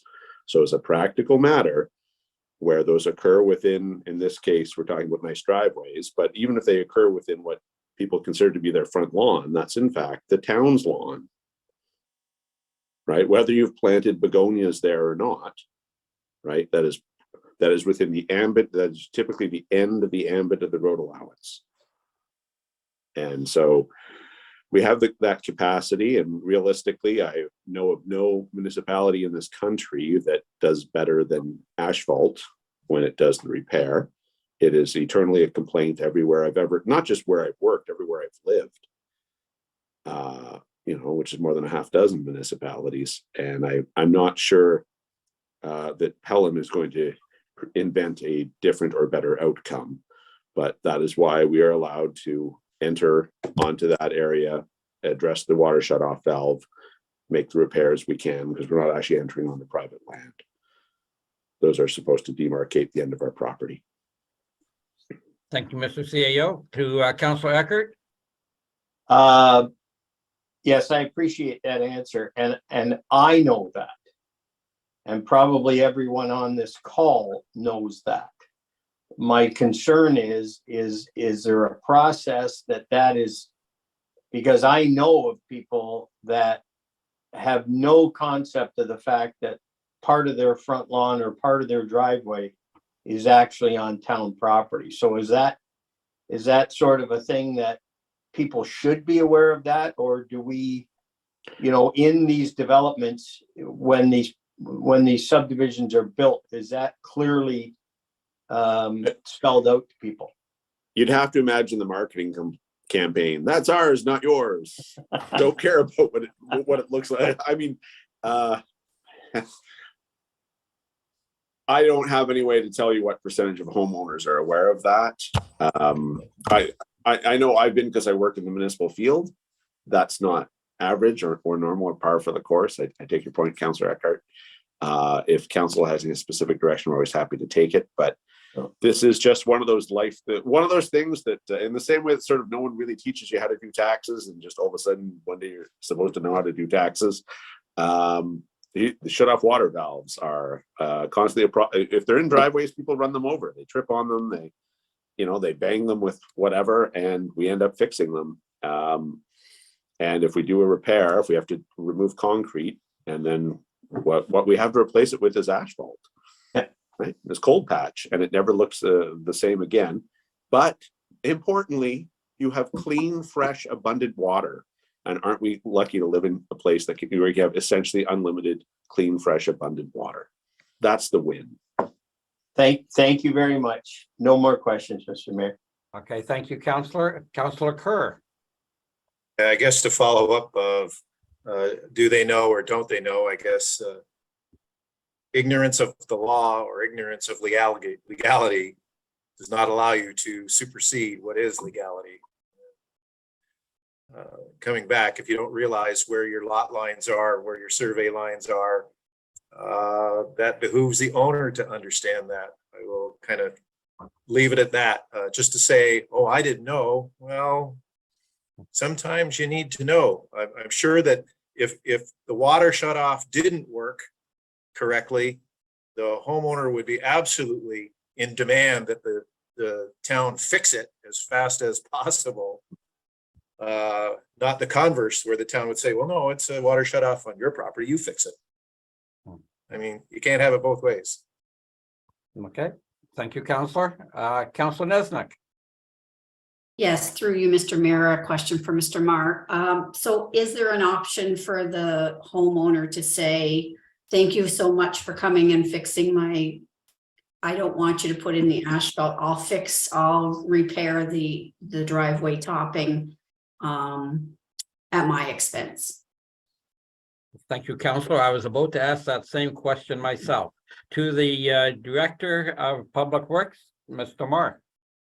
Yes, so through you, Mr. Mayor, our level of service would be to do the repair, reinstate with asphalt around that valve, secure it, and then obviously the homeowner would have the ability to do a proper repair if it was a stamped concrete or some type of concrete driveway, that they have the opportunity to make that repair after, for sure. We wouldn't prevent them. Thank you. Okay, thank you. Any other questions, comments on this item? Not seeing any. Madam Clerk? Thank you, Mr. Mayor. This vote begins with Counselor Eckert, Yes. Counselor Hildebrandt, Yes. Counselor Kerr, Yes. Counselor Niznik, Yes. Counselor Olson, Yes. Counselor Wink, Yes. Mayor Duncan. Yes.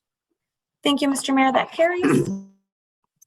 Okay, Mr. Mayor, that brings you to your next staff report. I do have a motion put forth by Counselor Wink, seconded by Counselor Niznik.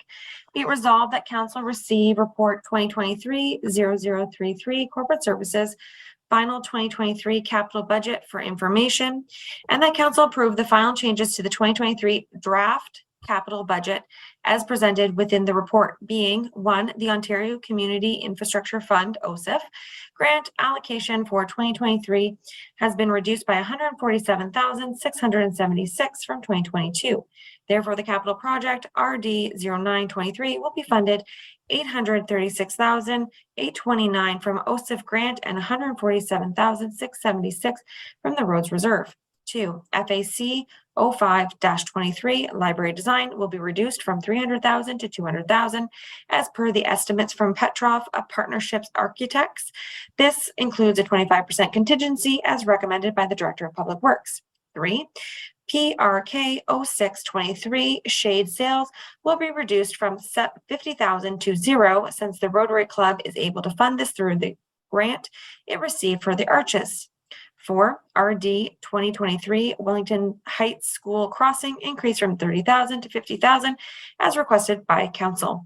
5, PRK 0523 Civic Square will be reduced from $100,000 to $0, and no cost in the next 4 years forecasted capital budget shall be directed by committee. 6, $1,000 donated to the Niagara Division Canadian Railroad Historical Association for a sign is approved by council, and it will be part of the operating budget. To Mr. Mayor for any discussion. Thank you. Any discussion on these items from any member of council? I see Councillor Kerr. Yes, referring to RD 2023 Wellington Heights School Crossing, increase from 30 to 50. I'd like it clarified that this is not just a school crossing, but is a full pedestrian crossing across Canberra Road that is used not only during the school hours, but 24 hours a day, 7 days a week. So it may clarify a little bit where it has been identified specifically as a school crossing alone. It's actually a pedestrian crossing. Okay, thank you for that, Councillor. Any other questions, comments? Oh, Councillor Olson. Yes, I'd like to divide the motion, Mr. Mayor. Okay, and any particular way to divide it, or go ahead? Item by item. Okay, thank you. But Madam Clerk, I believe that is indeed possible. Certainly, Mr. Mayor. I'm very happy to call each as a single vote. That would be no trouble at all. I have indicated for number 4, pedestrian crossing. I just would like to know from council if they would consider that a friendly amendment. I can just strike the word school and insert pedestrian. If anyone has any issues with that or objections, could you please let me know? Any objections to the change going from school to pedestrian? Not seeing any. Can we have any further debate on this, Madam Clerk, or should we go right into the division? It's certainly up to you, Mr. Mayor. I'm happy to call the votes whenever council wishes. As we go line by line, certainly council will have the opportunity to further discuss if that's how you wish to proceed. Yes, of course. Okay, excellent.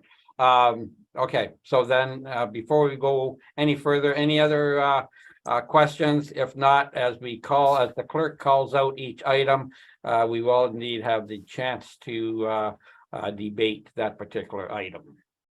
Madam Clerk, I believe we're ready to go down the list.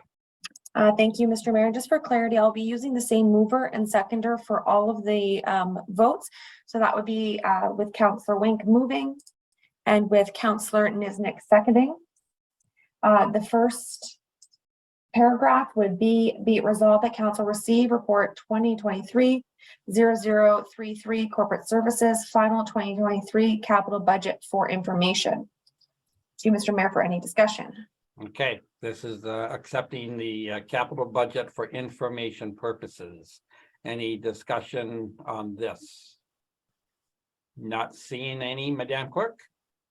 Thank you. This vote begins with Councillor Hildebrandt. Yes. Councillor Olson. Yes. Councillor Wink. Yes. Councillor Kerr. Yes. Councillor Niznik. Yes. Councillor Eckert. Yes. Mayor Junkin. Yes. Thank you, Mr. Mayor. That carries.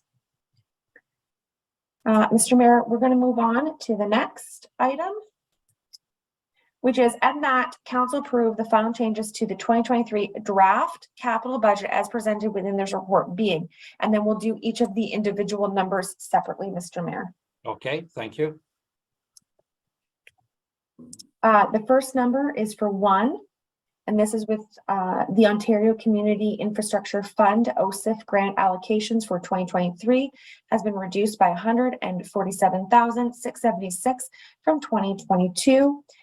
Therefore, the capital budget RD 0923 will be funded $836,829 from OSIF grant and the $147,676 from the roads reserves. To you, Mr. Mayor, for discussion. Yeah, thank you. Any discussion on this budget item? Not seeing any, Madam Clerk? Thank you, Mr. Mayor. This vote begins with Councillor Olson. Yes. Councillor Wink. Yes. Councillor Kerr. Yes. Councillor Niznik. Yes. Councillor Eckert. Yes. Councillor Hildebrandt. Yes. Mayor Junkin. Yes.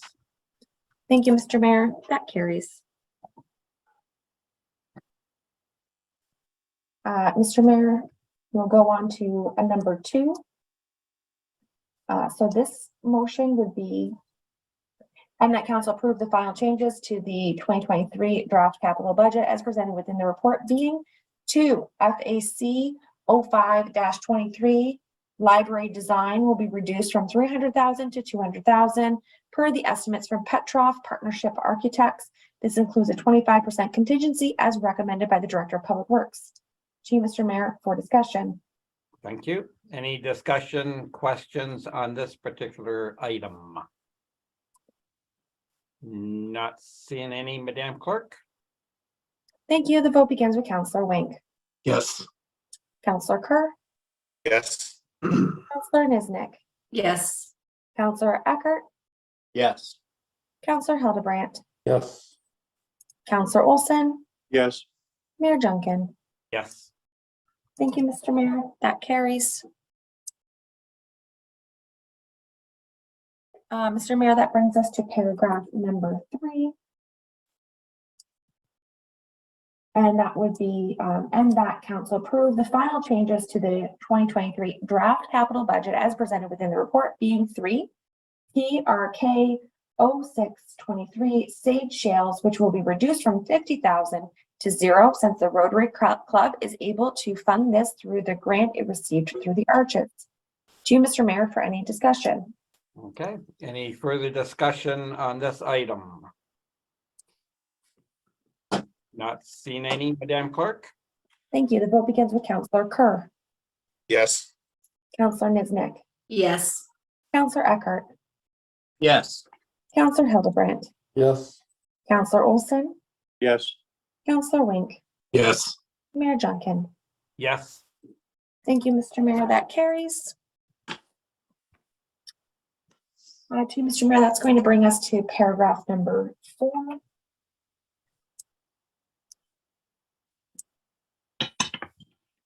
And that council approve the final changes to the 2023 draft capital budget as presented within the report for RD 2023 Wellington Heights pedestrian crossing increase from 30,000 to 50,000 as requested by council.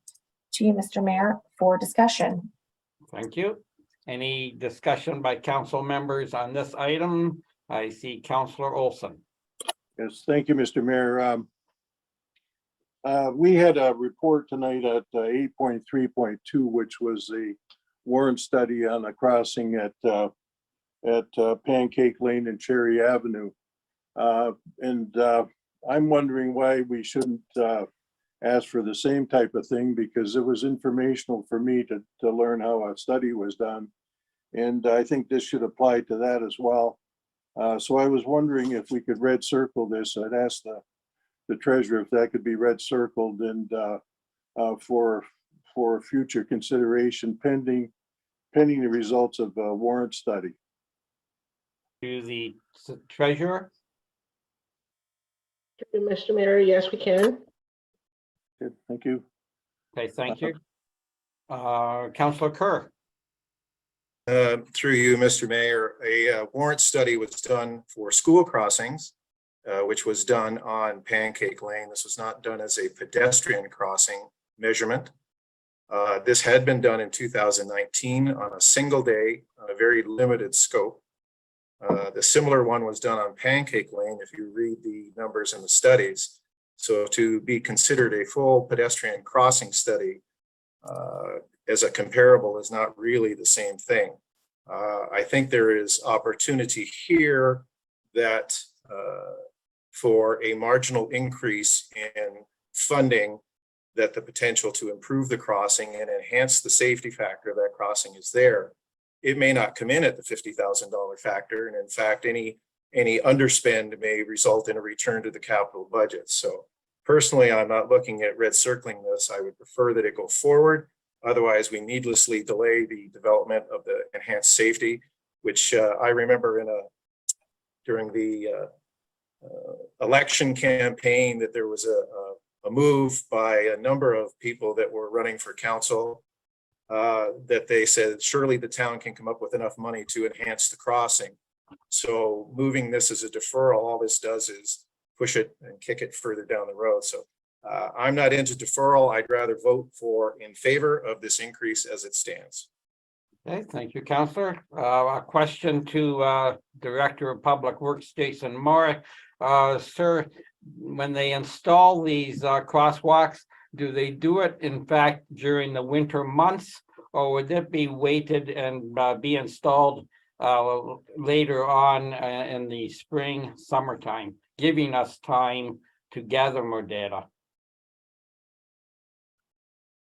Through you, Mr. Mayor. So the region of Niagara actually does our design and maintenance of all of our signalized pedestrian crossings and streetlights. So the design, this project, if it was approved tonight, would have to go through a design process with the region. And then most likely by the time you had a design in place and tender the project out, it would be a late spring project earliest at this point in time. So that's kind of the time, like, we're not ready to go shovel in the ground on this. We have to still work with the region and come up with a design and then tender that project out competitively. So it'll be spring, early summer by the time this would be installed anyway. Thank you for that information, Director. Any other questions, comments? Councilor Hildebrand. Through you, Mr. Mayor. With regards to the study that was done in 2019, yes, it was 2 one-hour studies, and basically there were very few students crossing there. However, since that time, we all know that the school, Wellington Heights, has added a portable. And talking to staff at the school, they estimate they have at least 20 kids lone crossing there. And their concern with that crossing is that the sidewalks are right on the edge of the road. And as you know, when this motion was originally presented in our budget considerations in the public, it was Councillor Stewart that brought it up because of the near fatality we had in the investigation that was done by the RCMP, the Niagara Regional Police. Sorry about that. And therefore, for $20,000, I'm not willing to delay it. I think there are savings that can occur, and I think our Director of Public Works will make sure that happens. So for $20,000 and a delay, I'm not interested in waiting for a study. Thank you. Okay, thank you, Councillor. Any other comments, Councillor Olson? Yes, through you, Mr. Mayor. Surely there's time to study and gather data and facts before we spend $50,000. And I'm not kicking any cans down the road because I brought this up in the previous council. So that's the idea that I'm seeking to kick a can down the road is not true. Okay, thank you, Councillor. Any other question? Councillor, are you putting your red circle? Would that be, Madam Clerk, would that be put forward as a motion to be voted on itself? Thank you, Mr. Mayor. Yes, I believe that it would be an amendment. The language might be that the motion, and again, this is just the split out version. So it's the paragraph indicating that staff are to change the draft budget, and that number 4, that the motion be amended by striking paragraph 1 of the motion and include, and that council direct staff to red circle this project until a warrant study can be completed to determine community need. I would just be looking to see if that's satisfactory to both Councillor Olson and to the treasurer, and then we would be needing a seconder. Okay, thank you. Madam Treasurer? No, I'm fine with that. Thank you. Okay, thank you, Councillor Olson. That's fine with me, Mr. Mayor. Okay, and now do we have a seconder for this motion?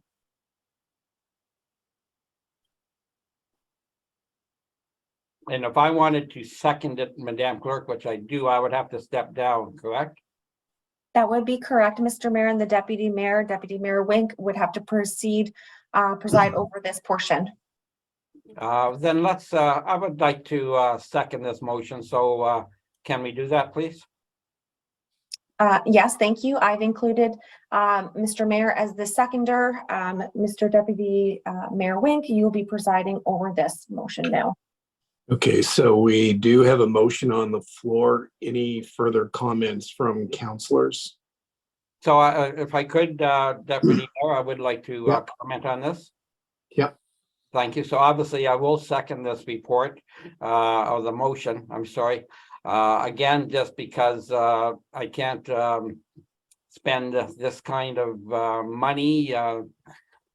It's only an extra $20,000, and I realize that, but I can't understand why this council refuses to get any further data to help the taxpayers. I know there's quite a few people in Fenwick who are not happy with us spending $50,000 on this crosswalk. I can tell you that much right now. We don't have the data. It would take, all we need is to put the, have the bylaw do some sitting out there, and whether it be, they don't have to do a distance study. They've already determined that the distance study does not warrant a guard there, so they don't have to do that study. It's just a case of putting a car with a bylaw officer in it, and whether it be for 2 days, 3 days, to come back to council with the true numbers as to how many people are using this crosswalk. It's one thing to have an official crosswalk. How many people are using it? We have no idea. I know I've gone down that road, I don't know how many times, not as many as Councillor Kerr, but I've gone down that road a lot of times in the last 70 years, and I can't remember anyone crossing at that particular cross. I would like to, matter of fact, I won't vote for this unless we had data that suggests that it is needed. That's my thoughts on this. Thank you, Deputy Mayor. Yes, thank you, Mayor. So any other comments from councilors? So just reminding protocols. So if you're not prepared to accept this motion, you probably should say so and make your comments accordingly. So Councillor Niznik. Oh, thank you, Mr. Wink. What will we do without you? Through you, Mr. Deputy Mayor.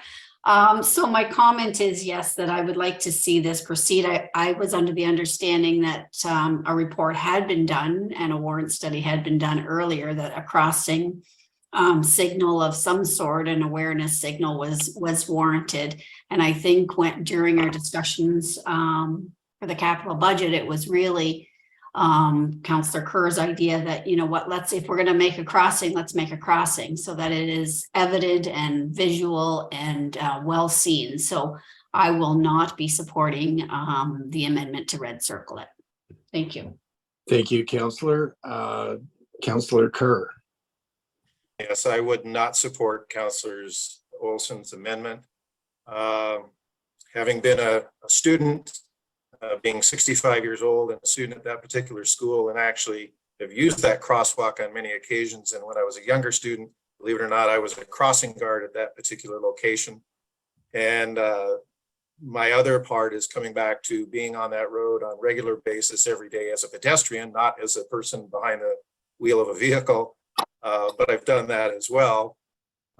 And also receiving calls from parents and others that are using that crossing and live nearby there. That's why I am not in favor of Councillor Olson's deferral or red circling. I prefer that we go ahead with the original council agreement of increase to $50,000. Okay, thank you, Councillor. Councillor Eckert.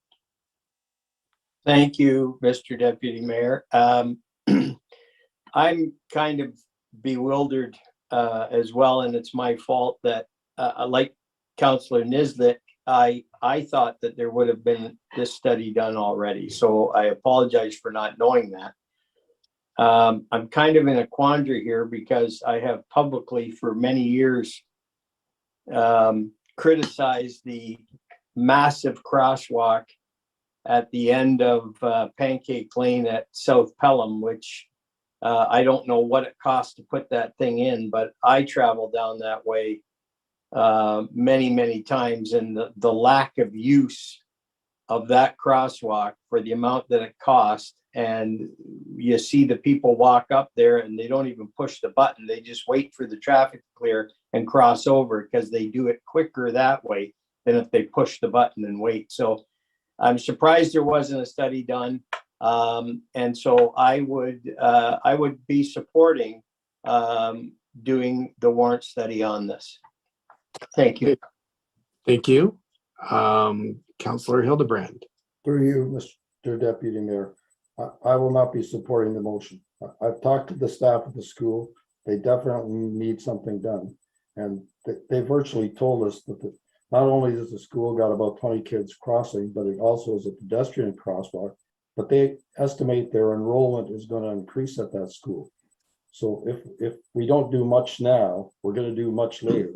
So a study today does not represent what the study will be even next year, because Fenwick is growing and there are additional students coming to that school. So the study today doesn't change my mind with regards to how I'll be voting. Thank you. Thank you, Councillor Hildebrand. So I guess that just leaves me, and I'll just say that what's the cost of one child? And we've got to protect our children and protect the residents.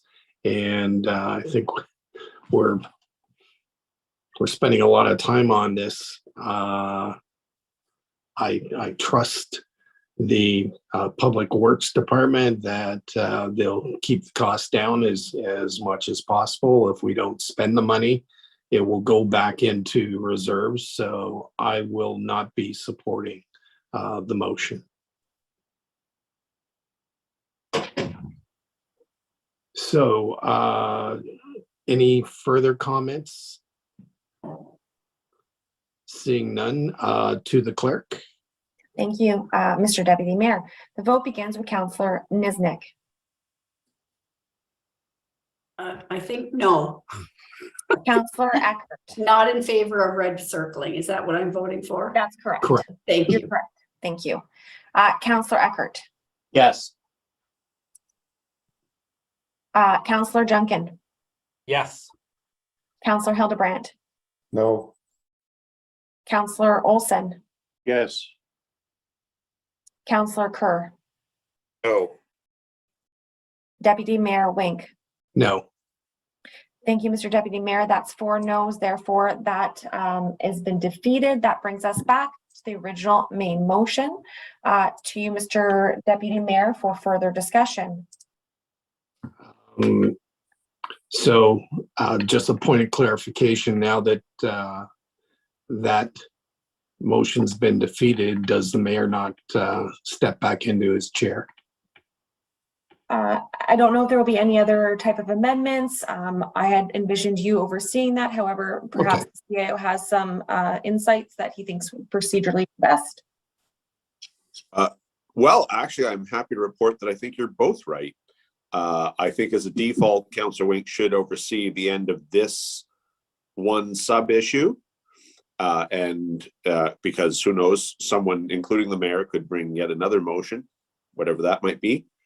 And when we finally move on to the next item, then I would anticipate control reverting back to his worship.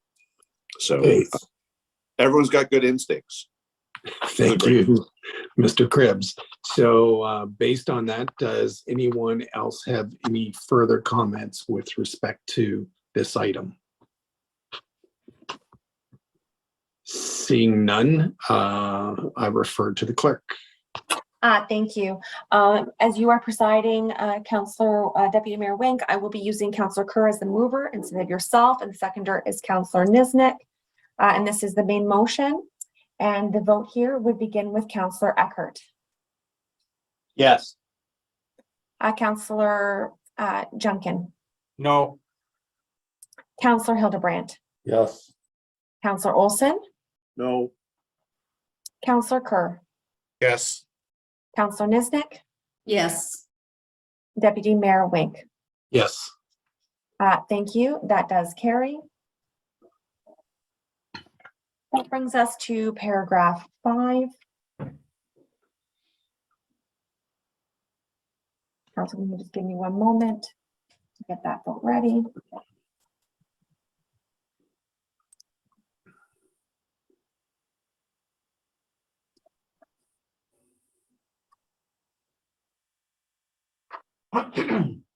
Okay, and then it is, and that council approve the final changes to the 2023 draft capital budget as presented within this report, being 5 PRK 0523 Civic Square will be reduced from 100,000 to 0 and no cost in the next 4 years forecasted capital budgets as directed by committee. To you, Mr. Mayor, for discussion. Thank you. And before I continue, I'd just like to thank the deputy mayor for filling in for me. Thank you, sir. You're welcome. On this item, any further discussion? Councillor Olson. Yes, through you, Mr. Mayor, I'm doing real well tonight with my motions here. So this one, it strikes me that this should be the part about closing it out for 4 years forecasted capital budget as directed by committee. We know that we have to have shovel-ready projects, and we know that they come up, and we know they're sometimes restrictive. And I hate to think that we would be reducing ourselves to writing a last minute state of the art or shovel ready amendment or application for funds to fix the park or build the park up or whatever we want to do. So I would like to see some money left in the account, and I think I said at the last meeting $20,000 and remove the stipulation that we not talk about this for 4 years of our term of council. Okay, thank you, Counselor. Is there a seconder for this? Madam Clerk, can we, I'd like to step away from my chair again and relinquish my duties to the Deputy Mayor. Certainly, just give me one moment, Mr. Mayor. So this is being put forth by Councillor Olson. It will be seconded by yourself, Mr. Mayor Junkin, acting as counselor. And it's and the motion is to amend. What I'm understanding is to amend the $100,000 to $20,000 and to remove the and no costs in the next 4 years forecasted capital budgets as directed by committee. Is that correct, Councillor Olson? That's correct. Is that satisfactory to the seconder? Yes, it is. And that's satisfactory to the treasurer? I just want to make sure she's satisfied with the language. Okay, thank you, Mr. Mayor. Sorry, Mr. Deputy Mayor, I turn it to you for discussion. Okay, so yes, I was just going to go directly to you, Mayor. So could we have your comments, please? Yeah, thank you. As the seconder, I spoke against this motion when we were discussing in committee. I just want to remind council that yes, we are responsible for day to day, but we are responsible for our vision for this town. It's one thing, yes, we have the dollars and cents. I get that. But sooner or later, we're also here as visionaries. You have to look into the future and say, wow. And when you look at that particular part of that park and to say, yes, you know what? We will eventually get to the point where we are going to be physically able. And wouldn't it be nice to know that this council kept the vision alive? $25,000, really? And we can't support a vision for that? I just can't fathom a council moving ahead and not having basically no vision whatsoever. All we're here, we might as well just go and get some accountants and say, here, you guys run the town because that's all dollars and cents. And we're not going to do, we don't care what can happen in 3 years or 4 years. I remember walking into that MCC when staff had the concept up. And people 5, 6, 7, and I was only there for 5 minutes. I believe they had it up at the home show. And the people turned to me and said, well, when is this going to happen? And they didn't talk to me about cost. They didn't say anything about that. They said, this is great. This would be so great for our community. And I said, well, don't worry about it. This is just a concept. The council asked staff to come up with a conceptual look at what could possibly be. And they were happy at that. So I'm going to vote. I said back in committee, I'm going to say now that our job as counselors is indeed to have a vision for what this town can possibly look like. So that's my words. Thank you very much, Deputy Mayor. Thank you. Any comments from, yes, Councillor Niznik? Yes, thank you. So since committee, I have had a chance to kind of reconsider this one line as well. So I think Mayor Junkins made a valid point that we do need to have some sort of vision. So to, scrape it away for 4 years and not have a shovel-ready project or not have any shovel-ready projects, which could be supported through funding. That's all my learning been this month. So I would be in support of this current motion to I'm not, do you need the $20,000? So what would the $20,000, maybe through you, Mr. Deputy Mayor, to Ms. Quinlan Murphy, what would that amount of money do for this year? So, so for you, Mr. Mayor, I'm going to defer this to the CEO. So for this year, it will, as far as we are aware, it will do nothing. Okay. So that we're abundantly clear, it's money that will stay in a reserve. You approve, conceptually, we're allowed to spend it. It's not enough for the engineered drawings to take us further down the field. However, I don't know what grant opportunities coming out tomorrow or next week or next month. Can't give you advice on that. If an opportunity for where, you know, for 3/4 funding or for $80,000 comes around and we know we have 20 in the kitty, then we have a chance to pursue something. And if not, then next year, I really don't want to talk about the 2024 budget. We haven't passed 23 yet. But conceptually, if next year there's 20,000 in the kitty as well, then you're at 40, which is still physically in the reserves and earning interest, etc.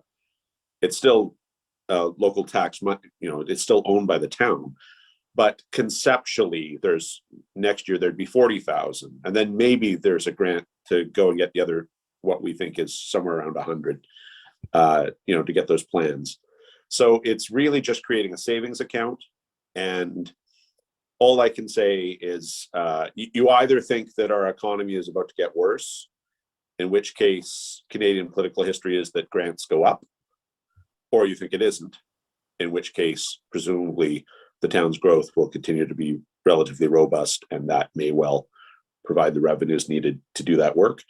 Either way, I suspect, sorry, I don't want to insert myself into the debate, but $20,000 immediately will accomplish nothing that we are aware of, but you never know what you need to have as our contribution to get that piece done.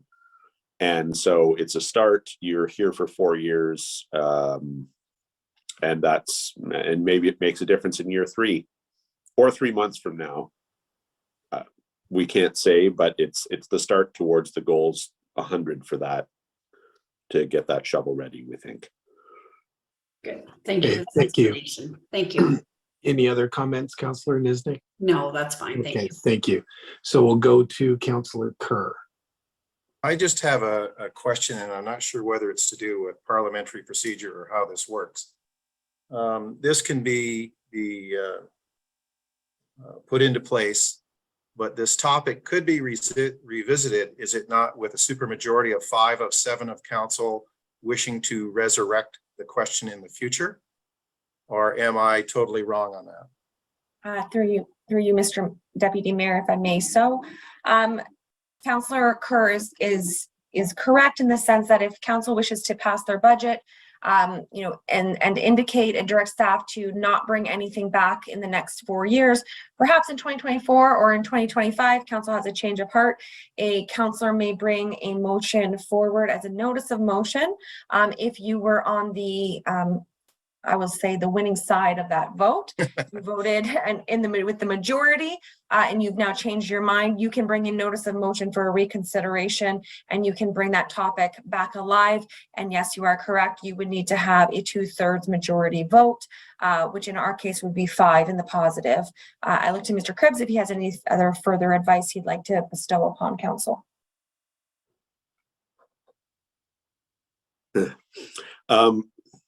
I think what it's fair to say is, from the staff position, whether you put in $0 or something more than $0, we really have no comment. We respect, you know, your direction there.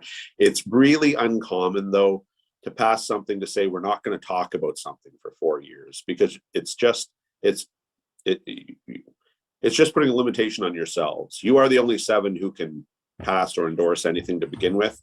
So you're really just telling yourselves, and I can tell you it would be extremely unusual for your staff, if you do pass the motion as it's currently written, for us to bring you, it's hard for staff to come and argue that we should go and do something if you've already said we don't want to talk about it for 4 years, that just sort of sounds like insubordination to me. So I guess it's if I had my druthers, the second part of that motion might not be there. Whatever, if you feel like putting note that this is an inappropriate way to spend money, so be it. I think it's very easy to respect any amount from $0 to 100,000. Any of those make good sense, but it is uncommon at the start of a term of council to say, well, I'm simply not going to talk about something for 4 years. If you don't want to endorse something for 4 years, never endorse it. We won't keep bringing it back to you. But if you do pass this, it's highly unlikely that anything will originate from staff to look at it again. Councillor Kerr. That's my advice.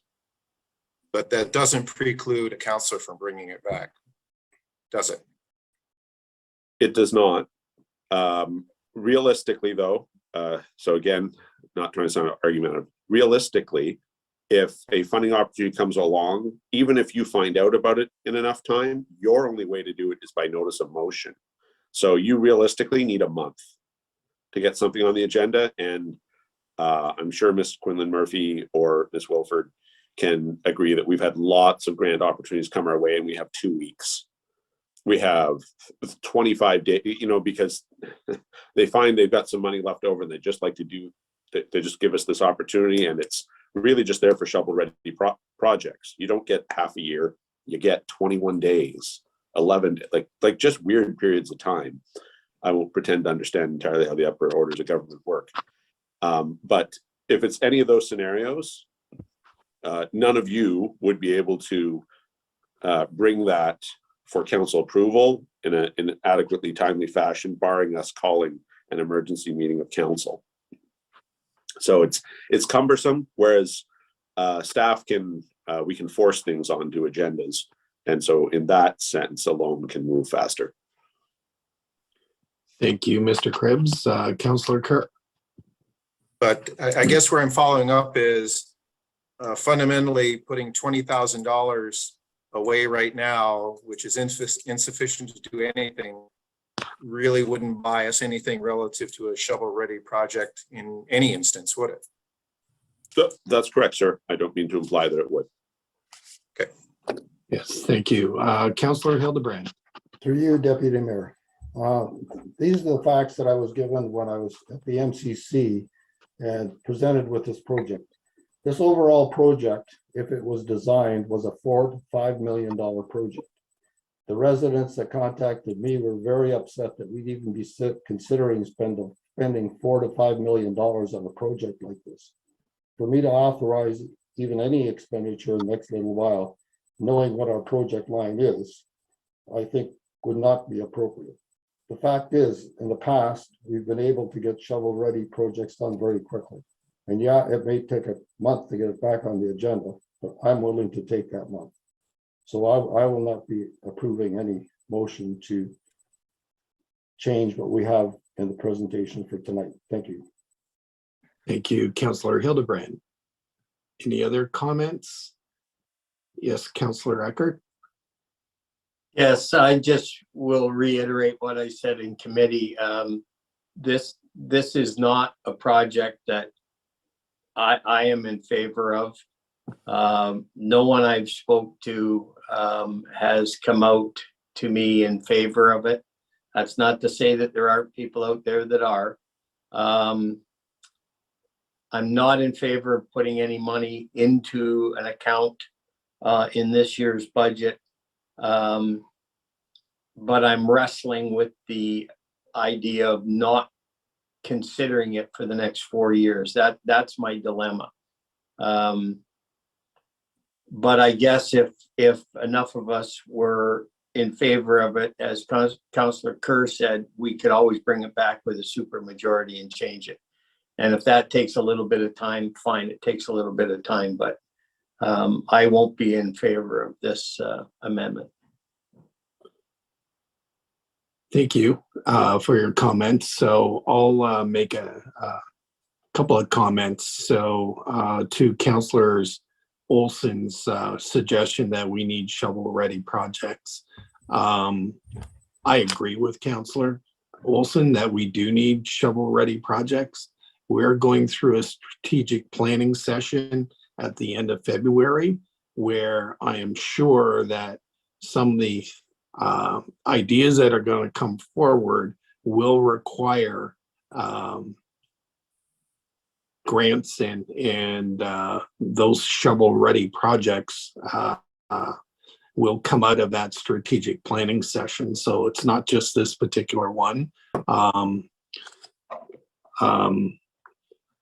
I, for one, am concerned.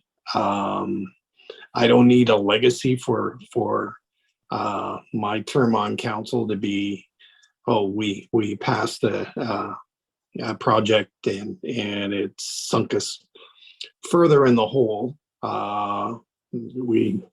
Our finances are going to be tight over the next over this term of council. I would suggest that they'll be tight for the following term of council if projections are correct. So I'm okay to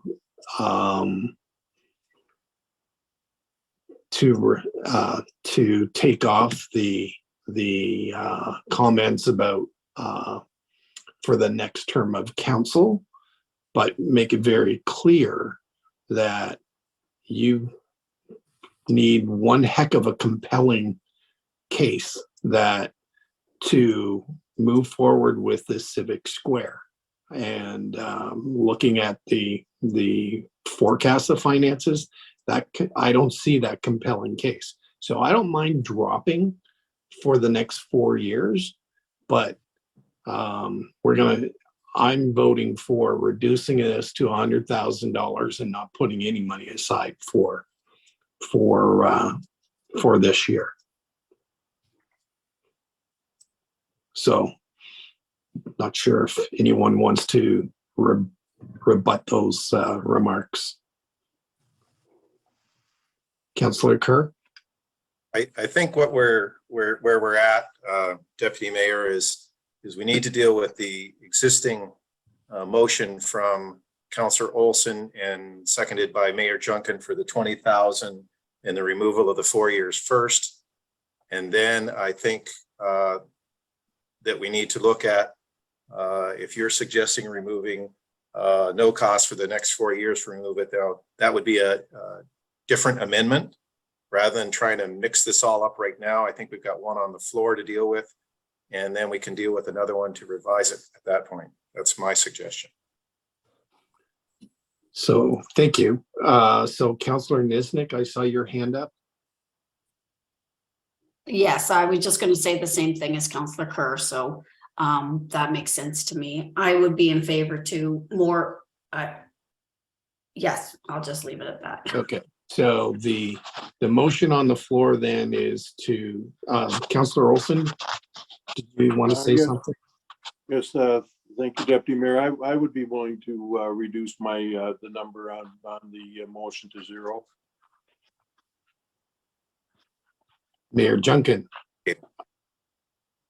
I'm disappointed that is exactly that, Mr. Olson. But can you, and maybe I didn't quite hear that. Can you go ahead? But can you just reiterate what you said, Councillor Olson? What I said, Mr. Mayor, was I would be agreeable to having the amount set aside as 0, but maintain the remove the part about the 4 years of council. What happens, Madam Clerk, if I'm not happy with the removal of the 20,000? Tell me what happens, please. Thank you. Through you, Mr. Mayor. The motion's moved and seconded and is on the floor for debate, so it is council's. So unless all council agrees to changing that motion, this is the motion that's on the floor. I would recommend council might consider requesting that this motion be divided. It sounds like some people may wish to support $20,000 and some not, and some may support the removing of no costs. You can do it with this amendment as divided. It's just a simple request from council. So I leave that to council to make a determination. I'm hoping that Councillor Olson will reconsider and stay with the 20,000 and but be willing to drop the 4 years. Counselor, would you consider that? I would take the clerk's suggestion and ask to divide it. Okay, thank you. So then you're willing to leave the figure then? Yes. Thank you. And then I'm willing to go with that, Madam Clerk. Thank you, Mr. Mayor. Just one moment, we will do this separately. Mr. Mayor, so we are going to have this amendment divided. The first portion of the amendment is that the motion be amended to amend 100,000 to 20,000. To you, Mr. Deputy Mayor, for further discussion. Any further discussion from council? So I will not be supporting the 20,000. I will go to 0 for this part of the motion. Councillor Hildebrand. Agree with you, Deputy Mayor. I'll agree with your vote. Thank you. Yes, Mayor. Well, seeing as we're putting all the cards on the table, I will stay with Councilor Olson's motion of putting 20,000 in the pot, because I do not want to be part of a council that has no vision for the town. Thank you. Thank you. Any other comments? Seeing none, to the clerk for the vote. Thank you. This is for the portion of the amendment for the 100 to amend 100,000 to 20,000. The vote begins with Councilor Hildebrandt. No. Councilor Olson. Yes. Councilor Kerr. No. Councilor Niznik. Yes. Councilor Eckert. No. Councilor Junkin. Yes. Deputy Mayor Wink. No. Thank you, Mr. Mayor. That portion, sorry, Mr. Deputy Mayor, that portion of the amendment does fail. There was 4 in the negative. That will bring us to the second portion of that amendment, which is, and that the motion be amended to remove the paragraph and no cost in the next 4 years forecasted capital budget as directed by committee. To you, Mr. Mayor, Mr. Deputy Mayor, my apologies, for discussion. So any discussion or comments around that part of the motion?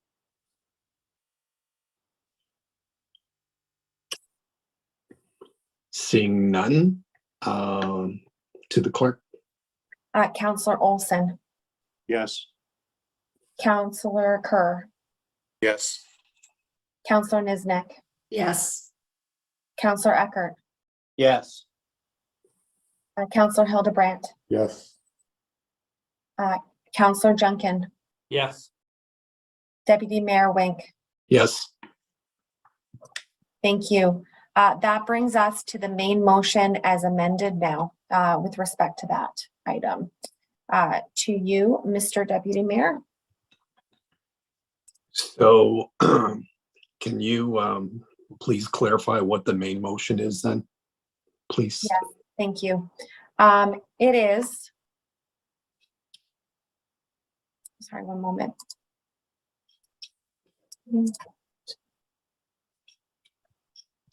And that council approved the final changes to the 2023 draft capital budget as presented within this report, being 5 PRK 0523 Civic Square will be reduced from 100,000 to 0. That is all. To you, Mr. Deputy Mayor. Perfect. Thank you, Ms. Clerk. Any further comments with respect to the motion on the table? Yes, Councilor Niznik. So I will be voting no to that, just to stay consistent with my past vote. I do wonder if maybe some funds should have stayed in that account just to keep it as a line on the budget, but fair enough. I'm just going to stay consistent. Okay. Councilor Kerr. I'm going to vote in favor of it because it does not preclude it from being brought up in future budget considerations. Okay, thank you. Councillor Hildebrand. I will be agreeing with Councilor Kerr's comments. Thank you. Okay. Okay, Ms. Clerk, for the vote. Thank you. Counselor Hildebrandt, Yes. Counselor Olson, Yes. Counselor Kerr, Yes. Counselor Niznik, No. Counselor Eckert, Yes. Counselor Junkin, No. Deputy Mayor Wink. Yes. Thank you. That does carry with 4 votes. That does bring us to our last item, which is number 6. If council can just give me a moment. Thank you, Deputy Mayor. Thank you, Deputy Mayor. You're welcome. The chair is yours. Okay, thank you, sir. Mr. Mayor, Yes, Counselor Eckert. just had a question for the clerk. She said that carried with 4. I thought there was 5 yeses. Sorry, let me just take a look at my recording. For yeses, I have Counselor Hildebrandt, Counselor Olson, Counselor Wink, Counselor Kerr, and Counselor Eckert. My apologies, that is 5 yeses. Okay, just wanted to let you know I was still awake. Thank you. Thank you. Thank you, Counselor Eckert. Okay, to you, Mr. Mayor. We're on our last paragraph here, and that council approved the final changes to the 2023 draft capital budget as presented within this report, being 1,000 donation to Niagara Division Canadian Railroad Historical Association for a sign is approved by council, and it will be part of the operating budget. To you, Mr. Mayor. Okay, thank you. Any discussion on this item? Not seeing any, Madam Clerk? For you, Mr. Mayor, thank you. The vote begins with Counselor Wink, Yes. Counselor Kerr, Yes. Counselor Niznik, Yes. Counselor Eckert, Yes. Counselor Hildebrandt, Yes. Counselor Olson, Yes. Mayor Junkin. Yes. Thank you, Mr. Mayor, that carries. To you, Mr. Mayor, that item has been disposed of. Mr. Mayor, we have now moved on to the presentation and consideration of bylaws. I have a motion put forth by Counselor Eckert, seconded by Counselor Olson. Be resolved that council for the town of Pelham, having given due consideration to the following bylaws, do now read a third and final time. 1, bylaw 0507/2022, being a bylaw to govern the proceedings of the town of Pelham, its committees, the conduct of its members, and the calling of meetings, and to repeal or replace bylaw number 4107/2019 as amended, third and final reading. And that council for the town of Pelham, having given due consideration to the following bylaws, do now read a first, second, and third time and do pass same. And that the mayor and clerk are hereby authorized to sign and seal the bylaws. Bylaw number 06/2023, being a bylaw to assume the subdivision known as Ryan Groves, formerly the Homestead Extension number 2, and to designate the streets as shown on the register plan 59R 15100 Ryan's Grove as public highway, and to name the streets accordingly. 3, bylaw 07/2023, being a bylaw to amend zoning bylaw 1136/1987 as amended for lands located at 1114 Hayes Street, legally described as part of Lot 3, Concession 9, Town of Pelham, Regional Municipality of Niagara, amending the regulations of the site-specific residential 284 zone, file number AM08/2022. 4, bylaw 08/2023, being a bylaw to amend zoning bylaw 1136/1987 as amended for the lands at 15 Highway 20 East, legally described as part of Lot 3, 4, 5, and 6, north side of East Canberra Street, Plan 716, Town of Pelham, Regional Municipality of Niagara, from the general commercial zone to a site-specific residential multiple 2, 329 zone, file number AM03/2021. 5, bylaw 05/2023, being a bylaw to adopt official plan amendment number 17 for the town of Pelham area 15 Highway 20 East, file number OPAM 01/2022. To Mr. Mayor for discussion. Thank you, Madam Clerk. On any of these bylaws, is there any questions or comments any counselor would like to make? Not seeing any, Madam Clerk? Thank you. The vote begins with Councillor Kerr. Yes. Councillor Niznik. Yes. Councillor Olson. Yes. Councillor Wink. Yes. Councillor Eckert. Yes. Councillor Hildebrand. Yes. Mayor Junkin. Yes. Thank you, Mr. Mayor. That carries. To Mr. Mayor, that brings us to item 14. This is motions and notices of motion. We do have a motion being put forth by Councillor Niznik, seconded by Councillor Eckert. If Councillor Niznik wishes, she may read her motion into the record. Otherwise, I'd be pleased to do so. To you, Mr. Mayor. Okay, yeah, Councillor Niznik. Okay, you have the floor then. Okay, thank you very much. So yes, whereas the Council of the Town of Pelham is committed to the safety of the community, and whereas Council for the Town of Pelham is concerned that the speed and flow of vehicular traffic on Port Robinson Road, particularly between Station Street and Rice Road, may have the capacity to create safety hazards. And whereas Council for the Town of Pelham desires to mitigate this hazard by regulating the speed of vehicular traffic on Port Robinson Road, particularly between Station Street and Rice Road, and to consider various potential traffic calming methods for this purpose. Now therefore be it resolved that Council for the Town of Pelham directs staff to investigate the need for potential traffic calming methods to regulate and reduce the speed of vehicular traffic on Port Robinson Road, particularly between Station Street and Rice Road. And that Council directs staff to undertake a speed study to collect speed data and to undertake a warrant study for a stop controlled intersection, possibly at Lamenti Drive and Port Robinson Road. And that Council directs staff to report on the speed and traffic volume data and complete a traffic calming point assessment to determine if Port Robinson Road meets the requirements for implementing traffic calming initiatives, and to report back to Council by June 2023. And that Council for the Town of Pelham directs staff to promote the town's neighborhood traffic management policy S801-02 and information on road safety on the Town of Pelham website and social media. Right, thank you. And so it's your motion, Councillor. Would you like to speak to it? Sure, so thank you very much. So through you, Mr. Mayor, as you know, Port Robinson Road has undergone a great transition from a fairly quiet country road that was used by some residents to access the eastern part of Welland and out to Rice Road and on out to Cataract Road, etc.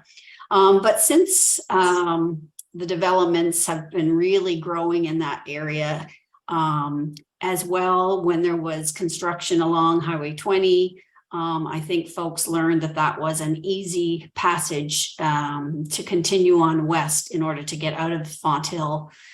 So it is becoming more of an arterial road and busier all the time, much like we've seen Highway 20 increase in busyness over the past decade and 20 years. So just I was approached by the residents, and so about 12 residents met with Mr. Councillor Eckert and myself just to kind of listen to some of their concerns. So their concerns are that, you know, the traffic really increases once that they leave Station Street and head towards Rice Road. There's actual speeding. I just got an information email from a resident that they were out on a walk, which the sidewalks are right along the road as well. So there is no grass space between the road and the sidewalk. It is just sidewalk then road along that area, which is, you know, Highway 20 is also like that, unfortunately, up where the Tim Hortons is. But needless to say, they, you know, they witnessed two cars actually speeding, racing each other from Station Street on down. So just feeling that their neighborhood is really increased in traffic, which we know it has, that's been acknowledged. So when I spoke to Mr. Marr, he said, you know, there's ways that community can report this to the police in terms of their concerns about speeding. And then there, you know, once the road gets built out, there will be probably some traffic studying, but I don't think, I think it was felt that Mr. Councillor Eckert and myself wanted to get the ball rolling and getting this moving and getting something into place as soon as possible for our residents in that area. So I'm not sure if Councillor Eckert has anything to add to that, but that was my reason for the motion to get some speed studies done. Thank you. Yep, thank you, Councilor Nesnick. And as a seconder, I will ask Mr. Councilor Eckert if he has any comments also on this motion. Yes, thank you, Mr. Mayor. I agree with the presentation by Councillor Niznik. I think she has formed the motion and the residents' concern and expressed them very well. The only thing I need to add or want to add is I know from personal experience, professional experience, and having been on several traffic safety committees in my former career, I know there is always a pushback from the experts that say that stop signs are not a traffic calming measure. But in the real world, if you ask any police officer or any resident that live along a street like that, stop signs are a method to slow traffic. I know there was a comment in the one report about you could be creating issues with people rolling through stops. And that's an issue for the Niagara Regional Police to be concerned with. But even if they're rolling through stops, they're not going through at 70 kilometers an hour. So they've made the road safer. If you have 5 cars in a line and the first car stops at the stop sign, that means the 4 cars following have also slowed for that stop sign. And it's not a NASCAR-like train going from Station Street to Rice Road. So I am fully in support of this motion. I'm not so sure that the stop sign would be adequately placed at Lametti because I think there's still too big of a stretch between Station and Lametti, and then you have a very short distance between there and Rice Road. So I'm thinking maybe something a little more west of that. There's an intersection there, and I'm not sure the name of it. But I have also spoken with the divisional commander in Welland about the issue. They are aware of it. They are tapped, of course, for manpower, and they get there as much as they can. I was very surprised and pleased to learn that because my thoughts were that if there was 25 traffic tickets issued in Pelham last year, that would be a high number. And in fact, there was 320 traffic tickets issued last year in Pelham. I'm not sure the breakdown of those, what they are, but I can get that information. So it's not only the police that have to be enforcing the speeding and the stop signs, etc., on not only Port Robinson Road, but everywhere. But it's up to the town, I think, to do whatever we can do to placate the residents and slow the traffic down on Port Robinson Road. So I thank Councillor Niznik for bringing this motion forward. I seconded it, and I will be supporting it. Okay, thank you, Councillor Eckert. And point of interest, in the budget just passed by Regional Council, tentatively passed. The Niagara Regional Police are indeed but what's the word, putting another patrol, detective constable. Obviously, he won't be doing the speed control, but the fact that we've got another officer now looking after the Welland Pelham district has got to be a good news. And hopefully that will filter down to more speed control in both of those communities. Anyway, any counselor have comments to make on this motion? Councillor Kerr. Thank you, Mr. Mayor. Through you, I fully support the motion as stated, recognizing that there's still significant development to occur on the south side of Port Robinson Road, which in the future is just going to add to a much greater number of vehicles entering and exiting as well. Hopefully, maybe once Pelham Street construction is finished, then some people who I know of that bypass construction by finding the other ways around it, Port Robinson Road being one of those to bypass, to circle around to get to Rice Road. I agree. And the sidewalks, and hopefully once the road's redeveloped, some safety buffer between a sidewalk as well as the road, traffic calming measures. I think it's a great idea to get it started early, because if we wait, it's like anything. The longer you wait, the longer it takes for something to be implemented. So I agree. Let's get it going. Okay, thank you, Councillor. Councillor Wink. Yes, through you, Mr. Mayor. Yes, I'll be supporting this motion. I agree with comments that the other councillors have made.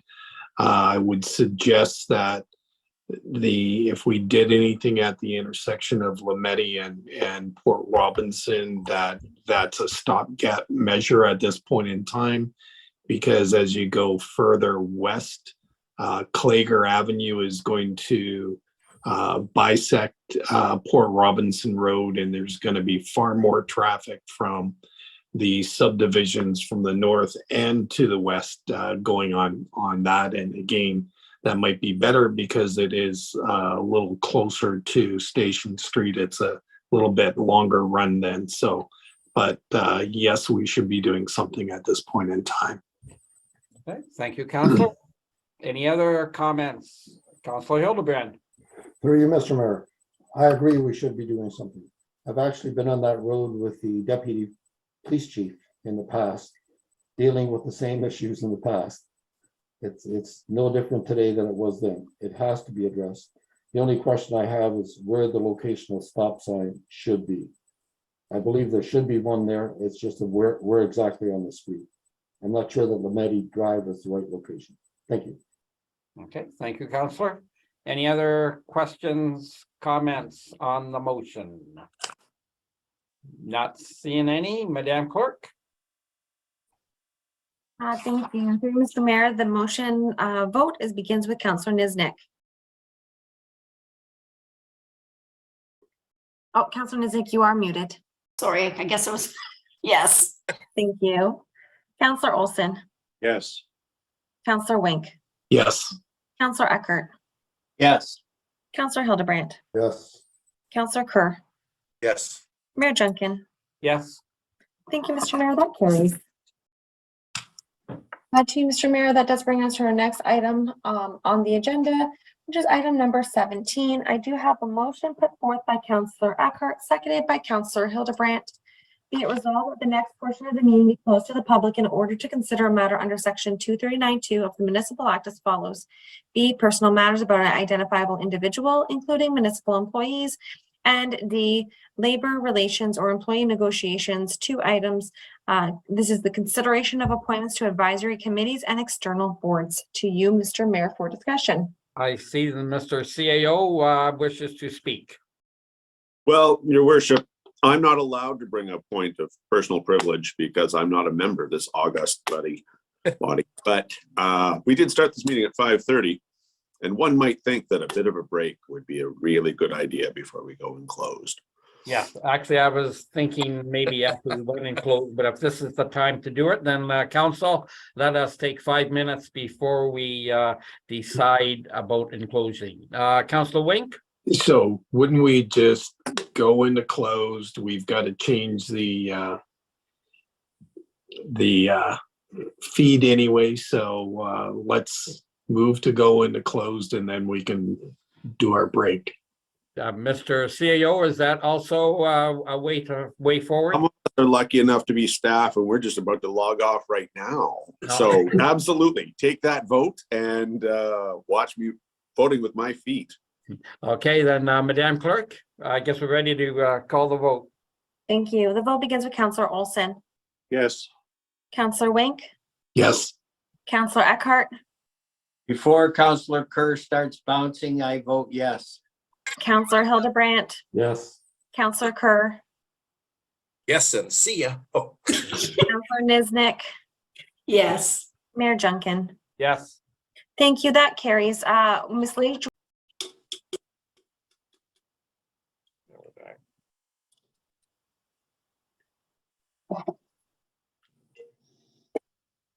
Through you, Mr. Mayor, it appears that our live streaming is back up and going. I don't believe you received the question, got it yet because you've already done it at the beginning of the meeting. So we are back and rise. I have a motion put forth by Counselor Niznik, seconded by Counselor Kerr. Be it resolved that council adjourn the in-camera session and do now rise with report. To you, Mr. Mayor, for any discussion. Okay, thank you. Any further discussion from council in open session? See none, Madam Clerk? Thank you. This vote begins with Counselor Wink, Yes. Counselor Eckert, Yes. Counselor Hildebrandt, Yes. Counselor Kerr, Yes. Counselor Niznik, Yes. Counselor Olson, Yes. Mayor Junkin. Yes. Thank you, Mr. Mayor. That carries. Mr. Mayor, I have a motion put forth by Counselor Wink, seconded by Counselor Hildebrandt. Be it resolved that the Chief Administrative Officer be and is hereby authorized to undertake the directions provided during the in-camera meeting of January 30th, 2023. To you, Mr. Mayor, for any discussion. Okay, any discussion from council? Not seeing any, Madam Clerk? The vote begins with Counselor Eckert, Yes. Counselor Hildebrandt, Yes. Counselor Kerr, Yes. Counselor Niznik, Yes. Counselor Olson, Yes. Counselor Wink, Yes. Mayor Junkin. Yes. Thank you, Mr. Mayor. That carries. To you, Mr. Mayor, we're now on the appointments to advisory committees and external applications. To you, Mr. Mayor, I have a motion put forth by Counselor Eckhart, seconded by moved by Counselor Niznik, seconded by Counselor Hildebrandt. Be it resolved that council appoint the following individuals to the Agricultural Advisory Committee: Dan DeVries, John Langendunen, Joyce Senneville, Louis Dam, Sherry Russian, Sandra Farnay, and Doug Wilson, and the council representative is Councilor Kevin Kerr. To you, my apologies, and that the council direct the town clerk to prepare and present the necessary appointment bylaws at the next following council meeting, which will be the second one in February, as we're releasing the agenda tomorrow. To you, Mr. Mayor, for any discussion. Thank you. Any discussion on the Agricultural Advisory Committee and the appointees? Not seeing any, Madam Clerk? Thank you. The vote begins with Counselor Hildebrandt, Yes. Counselor Olson, Yes. Counselor Wink, Yes. Counselor Kerr, Yes. Counselor Niznik, Yes. Counselor Eckhart, Yes. Mayor Junkin. Yes. Thank you, Mr. Mayor. That carries. Our next board is the Livestock Valuer and Pound Keeper. Be it resolved that council appoint the following individuals to the Livestock Valuer and Pound Keeper. 1, Mike Tucker, 2, Mayor Marvin Junkin, and that council direct the town clerk to prepare and present the necessary appointment bylaw to the following meeting of council. To you, Mr. Mayor, for any discussion. Thank you. Any discussion on livestock evaluator? Not seeing any, Madam Clerk? Thank you. And that's being put forth by Counselor Eckhart and seconded by Counselor Niznik. The vote begins with Counselor Olson, Yes. Counselor Wink, Yes. Counselor Kerr, Yes. Counselor Niznik, Yes. Counselor Eckhart, Yes. Counselor Hildebrandt, Yes. Mayor Junkin. Yes. Thank you, Mr. Mayor. That does carry.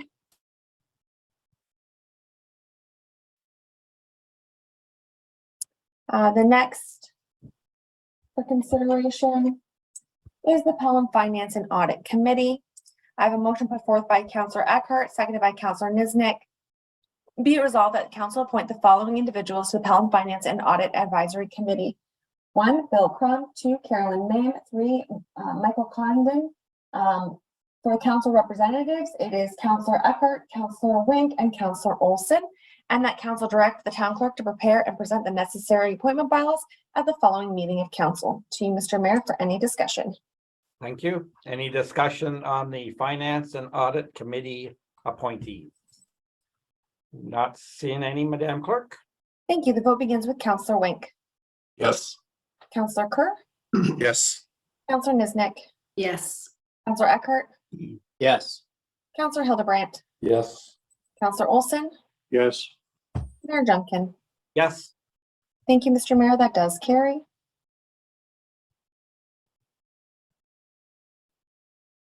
To you, Mr. Mayor, I have a motion put forth by Counselor Olson, seconded by Counselor Kerr. Be it resolved that council appoint the following individuals to the Pelham Seniors Advisory Committee.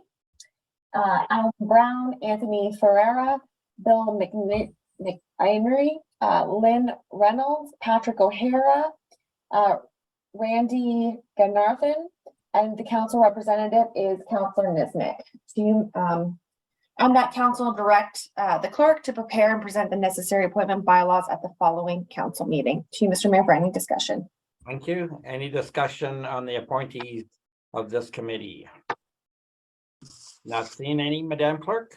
The vote begins with Counselor Wink, Yes. Counselor Kerr, Yes. Counselor Niznik, Yes. Counselor Eckhart, Yes. Counselor Hildebrandt, Yes. Counselor Olson, yes, Mayor Junkin. Yes. Thank you, Mr. Mayor. That carries. Mr. Mayor, with respect to the Airport Commission, be resolved that council appoint the following member of council to the Niagara Central Dorothy Rangeling Airport Commission, and that would be Counselor Kerr. And this is being moved by Counselor Hildebrandt and seconded by Counselor Wink. To you, Mr. Mayor, for any discussion. Okay, any discussion on Counselor Kerr being appointed our representative on the Airport Commission? Not seeing any, Madam Clerk? Thank you. The vote begins with Counselor Niznik, Yes. Counselor Eckhart, Yes. Counselor Hildebrandt, Yes. Counselor Olson, yes, Counselor Wink, Yes. Counselor Kerr, Yes. Mayor Junkin. Yes. Thank you, Mr. Mayor. That does carry. To you, Mr. Mayor, we're now on the confirming bylaw, and I do have a motion put forth by Counselor Wink, seconded by Counselor Hildebrandt, to be it resolved that the following bylaw be ready for a second and third time passed, being bylaw number 11, 2023, to adopt, ratify, and confirm the proceedings of council of the town of Pelham at its regular meeting held on the 30th day of January, 2023. To you, Mr. Mayor, for any discussion. Okay, any further discussion from members of council? Not seeing any? Thank you, Mr. Mayor. The vote begins with Counselor Eckhart, Yes. Counselor Hildebrandt, Yes. Counselor Olson, yes, Counselor Wink, Yes. Counselor Kerr, Yes. Counselor Niznik, Yes. Mayor Junkin. Yes. Thank you, Mr. Mayor. That does carry. Mr. Mayor, I have a motion which is put forth by Counselor Olson, seconded by Counselor Eckhart. Be it resolved that this regular meeting of council be adjourned until the next regular meeting of council scheduled for February 6th, 2023 at 5:30 p.m. To you, Mr. Mayor, for any discussion. Thank you. Any further discussion from any member of council? Not seeing any, Madam Clerk? Thank you. The vote begins with Counselor Hildebrandt, Yes. Counselor Olson, yes, Counselor Wink, Yes. Counselor Kerr, Yes. Counselor Niznik, Yes. Counselor Eckhart, Yes. Mayor Junkin. Yes. Thank you, Mr. Mayor. It is 9:45 and you can gavel out your meeting. And just one question before I do, council at the meeting. I've spent the last 3 or 4 hours in the CAO's chair. Do we get to swap paychecks now?